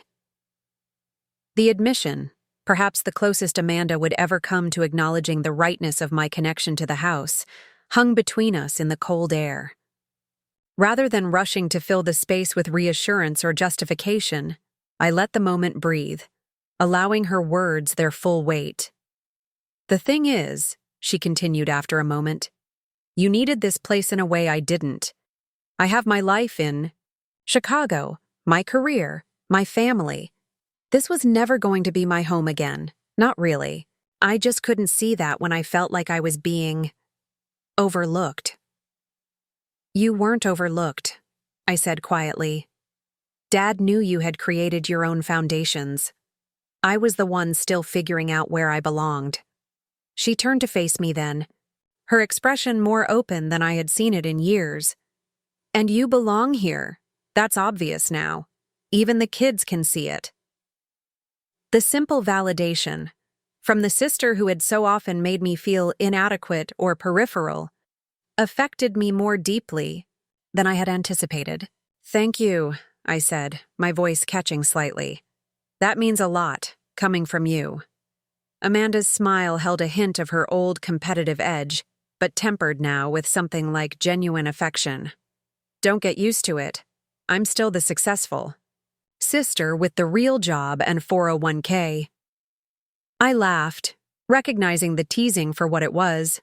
Not dismissal, but a return to the complicated but fundamental sibling dynamic that had shaped us both. And I'm still the artistic dreamer who can't match her socks. Some things never change. But some things do, she replied, her tone serious again. You've found your way, Jenny. It's not the path I would have chosen, but it's clearly the right one for you. We stood together in companionable silence for another moment before the cold drove us back inside. The conversation hadn't erased decades of complex history or fully resolved our different perspectives on family and success. but it had acknowledged our distinct paths without elevating either as superior, a significant evolution from the hierarchy of achievement that had characterized our relationship for as long as I could remember. Christmas morning arrived with brilliant sunshine that turned the snow-covered landscape into a dazzling display of light and shadow. I rose early, enjoying the quiet house before the day's festivities began. In the kitchen, I prepared coffee and set out the ingredients for the traditional family breakfast my mother had always made. Cinnamon rolls rising on the counter, fruit waiting to be cut, bacon ready for the oven. As I worked, I was struck by how different this Christmas felt from the previous one, when Amanda's claim to the house had shattered my tentative sense of security. Then, I had been defensive and fearful, uncertain of my place literally and figuratively. Now, I moved through preparations with quiet confidence, secure in both my legal right to the property and, more importantly, my authentic connection to it. Sophie appeared first, still in pajamas, drawn by the scent of coffee and baking cinnamon. "This kitchen is so cool," she observed, running her hand along the butcher block countertop I had installed. "Mom's is all stainless and marble. It looks like a laboratory." I smiled at the apt description of my sister's preference for sleek, contemporary design. "Different styles suit different people," I said, handing her a mug of hot chocolate. "Your mom's kitchen is probably more efficient." "Maybe," Sophie acknowledged, "but this one feels like people actually cook there. Like real food, not just takeout arranged on fancy plates." The observation was more perceptive than she likely realized, capturing something essential about the difference between Amanda's approach to domesticity and my own. Where she valued appearance and efficiency, I had prioritized warmth and functionality, neither inherently superior, just expressions of different values. The others joined us gradually, creating the pleasant chaos of family holiday morning. Jason still half asleep and communicating primarily in grunts, Kyle checking news on his phone while accepting coffee gratefully, Amanda immediately noticing and commenting on the vintage plates I had set out for breakfast. "Mom's Christmas china," she said, running a finger along the gold rim of a plate. "I didn't know you had these." "Found them in the attic last month," I explained. "They needed a good cleaning, but they were in perfect condition otherwise." Amanda picked up a cup, examining the delicate pattern. "I always loved these, but they seemed so fussy for modern life. Trust you to bring them back and make them actually work with everything else." The comment contained both her characteristic judgment and genuine appreciation, a combination that no longer stung as it once had. "I'm all about making the old and new work together," I said lightly, sliding the cinnamon rolls into the oven. After breakfast, we gathered in the living room for gift exchanges. I had carefully selected presents that reflected thoughtful attention rather than extravagance. Books chosen for each person's specific interests, small artworks by local craftspeople, experience gifts like cooking classes for Kyle, who, Amanda had mentioned, had recently developed an interest in weekend culinary experiments.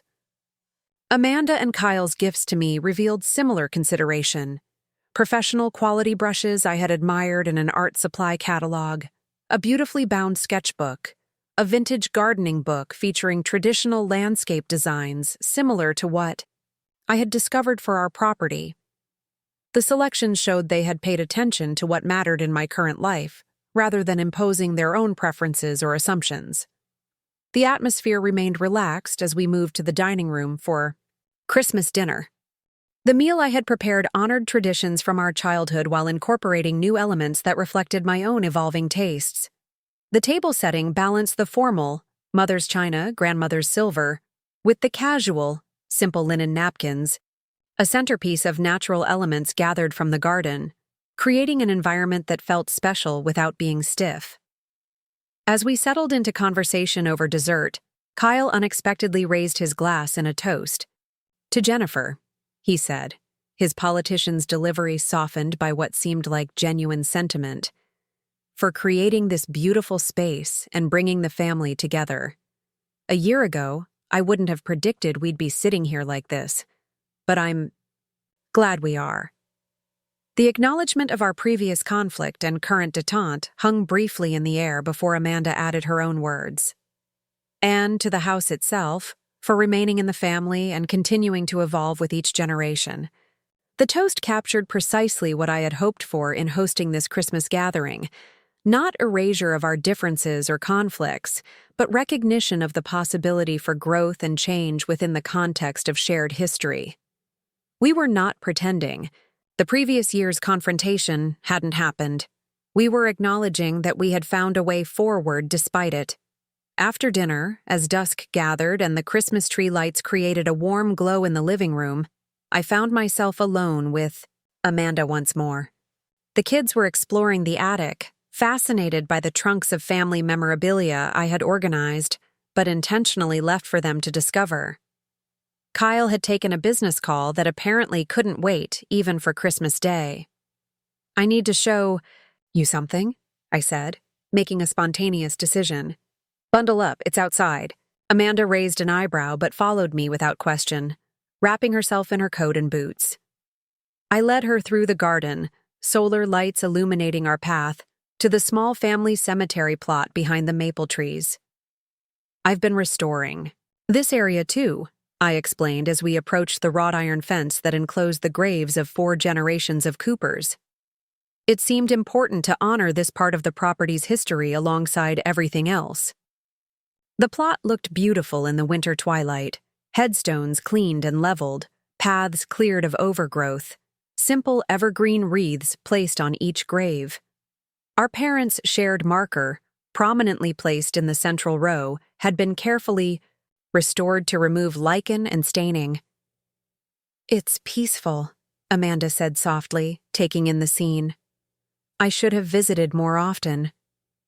"We both should have," I acknowledged, standing beside her in the gathering darkness. "But we're here now." The moment felt significant. 2 sisters with complicated history, standing together at the physical representation of their shared ancestry, acknowledging both what had been lost and what remained possible. We were not suddenly best friends, or completely aligned in our perspectives, but we were finding ways to occupy shared space without resentment or competition dominating the interaction. "Dad would be pleased about all of this," Amanda said after a moment of silence. "Not just the house and your work, but this. Us managing to be family despite everything." The observation struck me as remarkably similar to something our father might indeed have said, practical yet affectionate, acknowledging reality while emphasizing possibility. "He always did prefer harmony to discord," I agreed, even if it meant papering over some pretty significant differences. Amanda laughed softly, the sound carrying in the still winter air. "Remember how he would literally leave the room when Mom and I started arguing about anything? Just stand up and walk out without a word. And come find me hiding in my room with a book," I added, the memory suddenly vivid. He'd say, "The Warriors are at it again. Want to help me in the garden? Until the battle's over?" We shared a smile of recognition, not just of the specific memory but of the family dynamic it represented. Amanda and our mother had been similar temperaments, verbal and confrontational when passionate about something. Dad and I had been the quieter counterweights, seeking peace but sometimes creating distance instead. "I think he worried we'd never find common ground after he was gone," Amanda said, her breath visible in the cold air. "That we'd just go our separate ways and let the family fragment." "He underestimated both of us then," I replied. "We may have different approaches to just about everything, but we're still connected. By this place, by history, by shared experience that no one else will ever fully understand." Amanda nodded, her expression thoughtful in the fading light. "The funny thing is, a year ago I thought I wanted this house for practical reasons. Financial. Equity, family asset, all of that. But standing here now, I realize what I really wanted was to maintain connection to all this." She gestured to encompass the cemetery, the gardens, the house visible through the trees, to make sure it wasn't lost. "It's not lost," I assured her. "It's changed, evolving, but the essence remains. And you're always connected to it, whether you live here or not." The understanding that passed between us in that moment transcended the legal agreement we had reached months earlier. Amanda wasn't relinquishing her claim to family heritage by accepting my residence in the house. She was acknowledging that there were different ways to honor and maintain connection to that heritage. My physical presence here and her emotional ties could coexist without conflict. As we walked back toward the warmly lit house, snow beginning to fall gently around us, Amanda linked her arm through mine in a gesture so reminiscent of our mother that it momentarily took my breath away. "The purple door is actually growing on me," she admitted, a smile in her voice. "Don't tell Kyle I said that, though. He's still traumatized by the idea of non-neutral exterior colors." The small joke, acknowledging our different aesthetic sensibilities while finding humor rather than judgment in the contrast, felt like the perfect note on which to conclude our private conversation. We were still Amanda and Jennifer, still fundamentally different in our approaches to life, still occasionally exasperated by each other's choices. But we had found a way to accept those differences without allowing them to sever our connection. Back inside, we rejoined the others for an evening of board games and conversation that flowed more easily than at any family gathering I could remember in years. The kids engaged in good-natured rivalry over Scrabble scores. Kyle revealed a surprising competitive streak when it came to trivia questions, and Amanda demonstrated the strategic thinking that had made her so successful in her corporate career. I found myself observing as much as participating, struck by how this gathering represented everything I had hoped might be possible when I first conceived of hosting Christmas. Not perfect harmony or artificial closeness, but genuine engagement that acknowledged both connection and difference, that created space for individual identity within the context of family bonds. The house itself seemed to embrace this harmony of contrasts, its traditional architecture providing structure for contemporary comfort, its historical elements complemented rather than contradicted by modern additions, its very walls containing both what had been and what was becoming. Like the family gathered within it, the house balanced continuity and change, inheritance and innovation. As the evening wound down and conversations moved toward plans for the following day, I excused myself briefly, stepping into my studio, for a moment of reflection amid the creative space that had become central to my identity.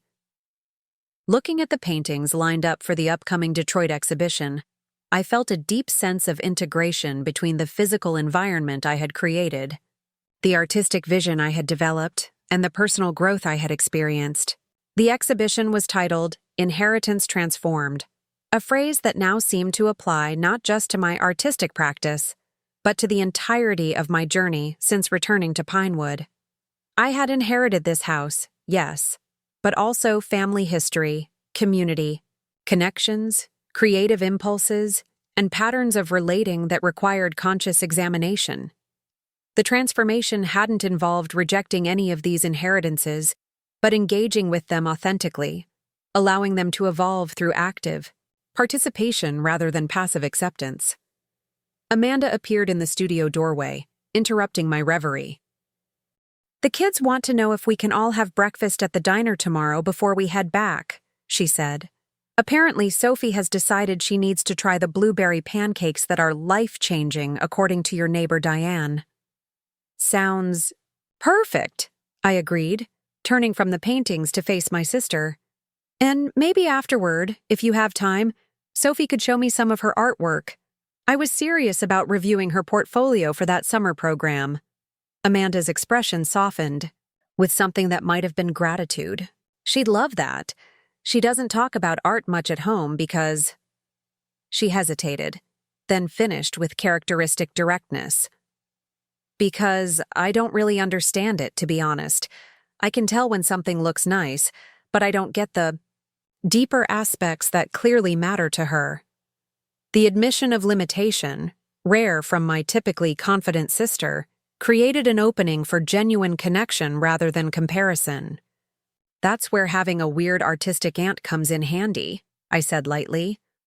I might not understand corporate finance or political campaigning, but I do know something about creative development. Amanda smiled, acknowledging the gentle reference to our different strengths. We make a complete person between us, maybe. Always have, I agreed, even when we were driving each other crazy. As we rejoined the others in the living room, where Kyle was regaling the kids with obviously embellished stories about his college adventures, I felt a sense of completion that had nothing to do with perfection or resolution of all differences. This Christmas gathering, so different from what I had feared when planning it, represented not an ending but a milestone in an ongoing journey of family redefinition. The house had played its role perfectly, providing both the physical setting and the symbolic framework for this relational shift. Like the property itself, our family connections had required both preservation of what remained valuable and renovation of what no longer served its purpose. The result was neither a return to the past nor a complete reinvention, but a thoughtful integration that honored history while creating space for growth. Later that night, after everyone had retired to their rooms, I stood alone in the quiet living room, Christmas tree lights casting colored shadows across walls I had painted, furniture I had arranged, spaces I had claimed as my own while respecting those who had occupied them before me. The purple door, that small act of declaration that had come to represent my independent vision, was invisible from this angle, but its presence informed the entire composition of my renovated home. Outside, snow continued to fall, covering the gardens I had restored and the pathways I had cleared, creating a blank canvas upon which tomorrow's activities would leave temporary marks. By spring, when Tom and Lisa's wedding brought new celebrations to these grounds, all evidence of this Christmas gathering would have melted away. Yet the experience would remain, incorporated into the ongoing narrative of the house and its inhabitants. This, perhaps, was the most profound lesson of my journey since returning to Pinewood. That transformation is not a single event, but a continuous process. That identity emerges through ongoing engagement with environment and relationships. That home is not a static place but a dynamic interaction between past and present, self and surroundings, individual vision and shared history. As I turned out lights and prepared for bed on this Christmas night so different from the previous year's crisis, I felt profound gratitude not just for the legal resolution that had secured my place here, but for the deeper resolution that had occurred within me. I had found not just a house, but a home. Not just a career, but a calling. Not just a community, but belonging. Amanda's announcement last Christmas, that she intended to take the house I had begun to love, had initiated a year of growth I could never have anticipated. What had seemed like threat had become catalyst. What had appeared as ending had become beginning.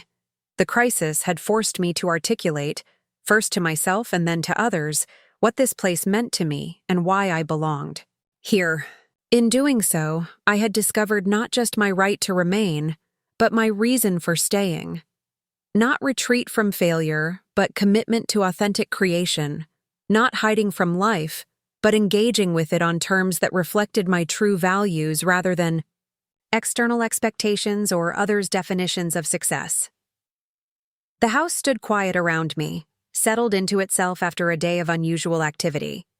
Tomorrow would bring departure for my guests, return to the peaceful routine I had established, preparation for the exhibition that would launch the new year. Each day would add another layer to the ongoing renovation of spaces, of relationships, of self, that had become not just my residence but my life's work. As snow fell softly outside and Christmas lights cast their multicolored glow across the living room, I whispered a quiet thank you to the Father who had made this all possible, not just through his legal provisions, but through his understanding of where I belonged and what I needed to thrive. He had given me not just a house, but a foundation upon which to build an authentic life. That gift, far more valuable than property or possessions, had transformed not just my circumstances, but my understanding of what home truly meant. Not perfect but evolving. Not finished but continually renewed. Not defined by ownership but by relationship and creative engagement. Like the purple door that had come to symbolize my independent vision, this understanding represented both departure from convention and return to essential truth. That home is not where we retreat from the world, but where we find the security to engage with it authentically, the foundation from which we offer our unique contributions, the place where we are fully known and yet free to continue becoming. This Christmas night, surrounded by the visible results of a year's transformation, I embraced that understanding as the most valuable inheritance of all. Not the house itself, but the opportunity it represented to create a life of meaning, connection, and authentic expression. What had begun in crisis had evolved into purpose. What had started as mere shelter had become true sanctuary. Outside, the snow continued its gentle accumulation, covering yesterday's footprints while creating clean canvas for tomorrow's paths. Within these walls that had witnessed generations of family life, I had found not just my place, but my peace. Not perfect or permanent, but present and real. A gift I would continue unwrapping with each passing season. Christmas Eve arrived, with picture-perfect snowfall, transforming Pinewood into a scene worthy of a holiday card. I spent the morning making final preparations, arranging fresh greenery on the mantelpiece, setting out guest towels in the newly renovated upstairs bathroom, checking the refrigerator one last time to ensure I had everything for tomorrow's dinner. The house felt ready, peaceful yet expectant. I had done all I could to create a welcoming environment. What happened next would unfold according to its own dynamic. Amanda texted to confirm their arrival time, late afternoon depending on road conditions. Her message included a surprising postscript. The kids are excited about staying in Dad's house. Thanks for making this happen. The simple acknowledgement of shared connection to the property, Dad's house, rather than your house or the house I should own, suggested a subtle but significant shift in her perspective. Whatever the reason, I welcomed this hint of warmth. As midday approached, unexpected visitors arrived, Diane and several other neighbors bearing holiday treats and small gifts. "We wanted to stop by before your family arrives," Diane explained. "Just a little something to celebrate your first Christmas hosting in the renovated house."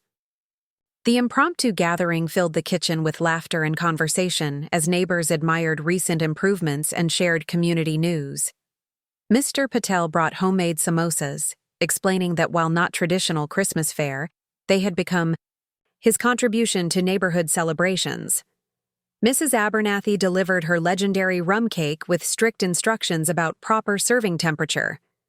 Their easy presence in my home, their genuine interest in my work and renovations, their uncomplicated affection, all reinforced how thoroughly I had been woven into the community fabric during the past year. These connections had developed naturally through daily interactions, shared challenges like the ice storm, and mutual support through various life transitions. "We won't stay long," Diane assured me. "We just wanted you to know we're all thinking of you, hoping things go well with your sister." The fact that they knew about the complex dynamics with Amanda without my having explicitly explained them reminded me of both the challenges and comforts of small-town life. Privacy was limited, but so was isolation. People noticed. People cared. People showed up. After they departed, I moved through final preparations with renewed energy. Their visit had shifted my emotional state from focused tension to grateful anticipation, reminding me that whatever happened with Amanda, I had created genuine connections here that would remain. At 4:30, headlights swept across the front window as Amanda's SUV pulled into the driveway. I took a deep breath, centering myself in all I had learned and become over the past year, then opened the front door to welcome my sister and her family. Kyle emerged first, immediately assessing the fresh exterior paint and restored porch details with an appraising eye. Amanda followed, elegant even in travel clothes, her expression guarded but not hostile. Their children, Jason, 16 and visibly reluctant to be there, and Sophie, 12 and wide-eyed with curiosity, tumbled out last, immediately commenting on the snow-covered garden structures visible from the driveway. "The famous purple door?" Amanda asked, nodding toward the side entrance visible from where we stood. "In all its controversial glory," I confirmed, surprised to find myself smiling genuinely. "Come in. It's freezing out here." The next moments unfolded in the familiar awkwardness of family members who share history, but not daily life. Coats being removed, suitcases deposited, polite comments exchanged about the drive and the weather. I showed them to their rooms, Jason in what had been my childhood bedroom, Sophie in the third-floor space I had converted from storage to a charming dormer room, Amanda and Kyle in the main guest suite with its newly renovated bathroom. "This is not what I expected," Amanda admitted as she surveyed the guest room with its carefully balanced blend of original features and contemporary comforts. "When did you develop an eye for design?" "Apparently it was always there, just waiting for the right project," I replied, indicating the space for their luggage. "The bathroom's through there. I just finished the tile work last month." Kyle examined the custom shelving I had built into what had previously been an awkward alcove. "This is quality work. Did you hire a carpenter?" "I did it myself," I said, unable to keep a note of pride from my voice. "Tom helped with the initial framing, but the finishing is all mine." Something shifted in Kyle's expression. A reassessment.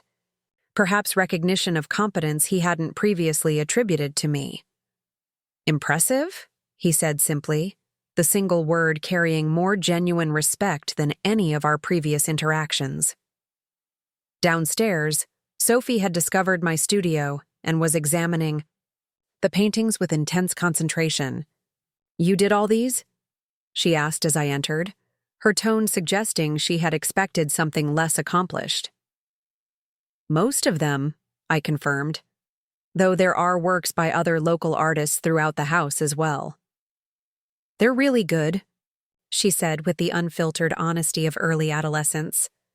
"Mom said you were painting, but I thought it would be, like hobby stuff." "These look professional." "They are professional," Jason corrected, entering behind me. "Aunt Jen's in magazines and galleries and stuff. Mom showed us the article." The casual confirmation that Amanda had not only seen my feature, but shared it with her children, apparently without dismissive commentary, was unexpectedly touching. Whatever her personal feelings about my choices, she had presented my work to her children as legitimate accomplishment. "Is that our grandparents' house?" Sophie asked, pointing to one of the interior paintings that showed the living room at different stages of renovation. "It is," I confirmed. "This series shows how spaces evolve over time, how they hold both past and present simultaneously." Sophie nodded seriously, studying the canvas. "It's like you can see both what it was and what it is now all at once." Her perception, so accurately capturing what I had been trying to express, caught me by surprise. "That's exactly the idea," I said, regarding my niece with new appreciation. "Have you done much art yourself?" The question opened a flood of enthusiastic description of her school art projects, revealing both genuine interest and substantial talent that had apparently gone largely unnoticed in her achievement-oriented household. As she spoke, Amanda appeared in the doorway, watching our interaction with an unreadable expression. "Sophie's art teacher suggested she apply to a summer program at the state university," she said when her daughter paused for breath. "But we weren't sure if it was worth the investment." The comment could have been interpreted as dismissive of artistic pursuits, but something in Amanda's tone suggested she was actually seeking my opinion rather than disparaging her daughter's interest. "I'd be happy to look at her portfolio, if that would help," I offered. "The program might be valuable if she's really interested in developing her skills." Amanda nodded thoughtfully. Maybe during this visit, she suggested, meeting her daughter's suddenly hopeful gaze. If your aunt doesn't mind. The exchange marked another subtle shift in our dynamic, Amanda acknowledging my professional expertise in an area where she lacked confidence, opening a potential avenue for meaningful connection beyond our complicated history. The evening progressed more smoothly than I had dared hope. We ordered pizza from the local place that had been our favorite growing up, a tradition our parents had maintained for Christmas Eve throughout our childhood. The familiar rituals seemed to ease lingering tension, creating a foundation of shared memory upon which new interactions could build. After dinner, Kyle surprised everyone by producing a deck of cards and suggesting the game our father had always insisted on during holiday gatherings. As we played around the kitchen table, the atmosphere gradually relaxed into something approaching genuine enjoyment rather than polite obligation. Remember when Dad used to let us stay up until midnight on Christmas Eve, and Mom would pretend to be scandalized by it? Amanda asked during a break in the game, her expression softening with the memory. And he'd make that awful eggnog that was basically just melted ice cream with nutmeg? I added, laughing at the recollection. Is that why there's a carton of vanilla ice cream in your freezer? Jason asked, raising an eyebrow. Planning to poison us with Grandpa's recipe? The moment of shared laughter felt like a small miracle, family connection briefly transcending the tensions and conflicts that had dominated our recent interactions. We were, for that moment at least, simply people who shared history and blood, finding comfort in common memory. Later, after the kids had gone to bed, Amanda joined me on the porch where I had stepped out to enjoy the stillness of the snow-covered night. She wrapped her coat tightly against the cold, her breath forming small clouds in the frigid air. "You've done something remarkable with the house," she said after a moment of silence. "It's still clearly the place we grew up, but it's also undeniably yours now." The acknowledgement, so different from her dismissive attitude the previous Christmas, seemed to require a response that neither brushed it off nor overemphasized its significance. "It's been a process," I said simply. "Finding the balance between honoring what was here and creating something that reflects who I am. Now." Amanda nodded, her gaze fixed on the snow-covered garden. "I didn't understand that a year ago. I just saw a valuable asset that should be divided equally." She paused, choosing her words carefully. "I still think Dad's arrangement wasn't entirely fair to me, but I can see now why he made the decisions he did." The admission, perhaps the closest Amanda would ever come to acknowledging the rightness of my connection to the house, hung between us in the cold air.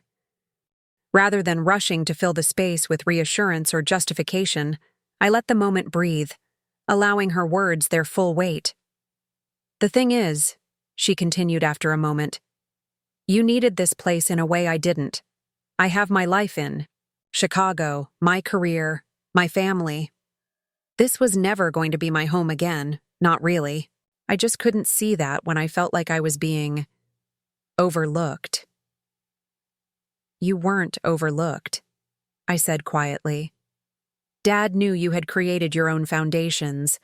I was the one still figuring out where I belonged." She turned to face me then, her expression more open than I had seen it in years.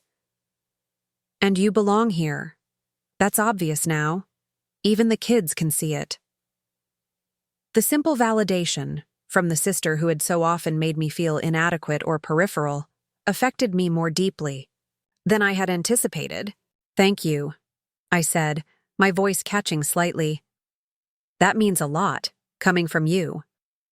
Amanda's smile held a hint of her old competitive edge, but tempered now with something like genuine affection. "Don't get used to it. I'm still the successful sister with the real job and 401k. I laughed, recognizing the teasing for what it was. Not dismissal, but a return to the complicated but fundamental sibling dynamic that had shaped us both. "And I'm still the artistic dreamer who can't match her socks. Some things never change." But some things do, she replied, her tone serious again. You've found your way, Jenny. It's not the path I would have chosen, but it's clearly the right one for you. We stood together in companionable silence for another moment before the cold drove us back inside. The conversation hadn't erased decades of complex history or fully resolved our different perspectives on family and success. But it had acknowledged our distinct paths without elevating either as superior, a significant evolution from the hierarchy of achievement that had characterized our relationship for as long as I could remember. Christmas morning arrived with brilliant sunshine that turned the snow-covered landscape into a dazzling display of light and shadow. I rose early, enjoying the quiet house before the day's festivities began. In the kitchen, I prepared coffee and set out the ingredients for the traditional family breakfast my mother had always made. Cinnamon rolls rising on the counter, fruit waiting to be cut, bacon ready for the oven. As I worked, I was struck by how different this Christmas felt from the previous one, when Amanda's claim to the house had shattered my tentative sense of security. Then, I had been defensive and fearful, uncertain of my place literally and figuratively. Now, I moved. Through preparations with quiet confidence, secure in both my legal right to the property and, more importantly, my authentic connection to it. After breakfast and gift exchanges that revealed thoughtful consideration on all sides, I found myself alone in my studio for a moment of reflection. Looking at the paintings lined up for the upcoming Detroit exhibition, I felt a deep sense of integration between the physical environment I had created, the artistic vision I had developed, and the personal growth I had experienced. Amanda appeared in the studio doorway. The kids want to know if we can all have breakfast at the diner tomorrow before we head back, she said. Apparently, Sophie has decided she needs to try the blueberry pancakes that are life-changing, according to your neighbor Diane. Sounds perfect, I agreed, turning from the paintings to face my sister. And maybe afterward, if you have time, Sophie could show me some of her artwork? I was serious about reviewing her portfolio for that summer program. Amanda's expression softened with something that might have been gratitude. She'd love that. She doesn't talk about art much at home because... She hesitated, then finished, with characteristic directness. Because I don't really understand it, to be honest. I can tell when something looks nice, but I don't get the deeper aspects that clearly matter to her. The admission of limitation, rare from my typically confident sister, created an opening for genuine connection rather than comparison. That's where having a weird artistic aunt comes in handy, I said lightly. I might not understand corporate finance or political campaigning, but I do know something about creative development. Amanda smiled, acknowledging the gentle reference to our different strengths. We make a complete person between us, maybe. Always have, I agreed, even when we were driving each other crazy. Later that night, after everyone had retired to their rooms, I stood alone in the quiet living room, Christmas tree lights casting colored shadows across walls I had painted, furniture I had arranged, spaces I had claimed as my own while respecting those who had occupied them before me. The purple door, that small act of declaration that had come to represent my independent vision, was invisible from this angle, but its presence informed the entire composition of my renovated home. Amanda's announcement last Christmas, that she intended to take the house I had begun to love, had initiated a year of growth I could never have anticipated. What had seemed like threat had become catalyst. What had appeared as ending had become beginning. The crisis had forced me to articulate, first to myself and then to others, what this place meant to me and why I belonged here. In doing so, I had discovered not just my right to remain, but my reason for staying. Not retreat from failure, but commitment to authentic creation. Not hiding from life, but engaging with it on terms that reflected my true values, rather than external expectations. Or others' definitions of success. As snow fell softly outside and Christmas lights cast their multicolored glow across the living room, I whispered a quiet thank you to the Father who had made this all possible. not just through his legal provisions, but through his understanding of where I belonged and what I needed to thrive. He had given me not just a house, but a foundation upon which to build an authentic life. Up next, you've got 2 more standout stories right on your screen. If this one hit the mark, you won't want to pass these up. Just click and check them out.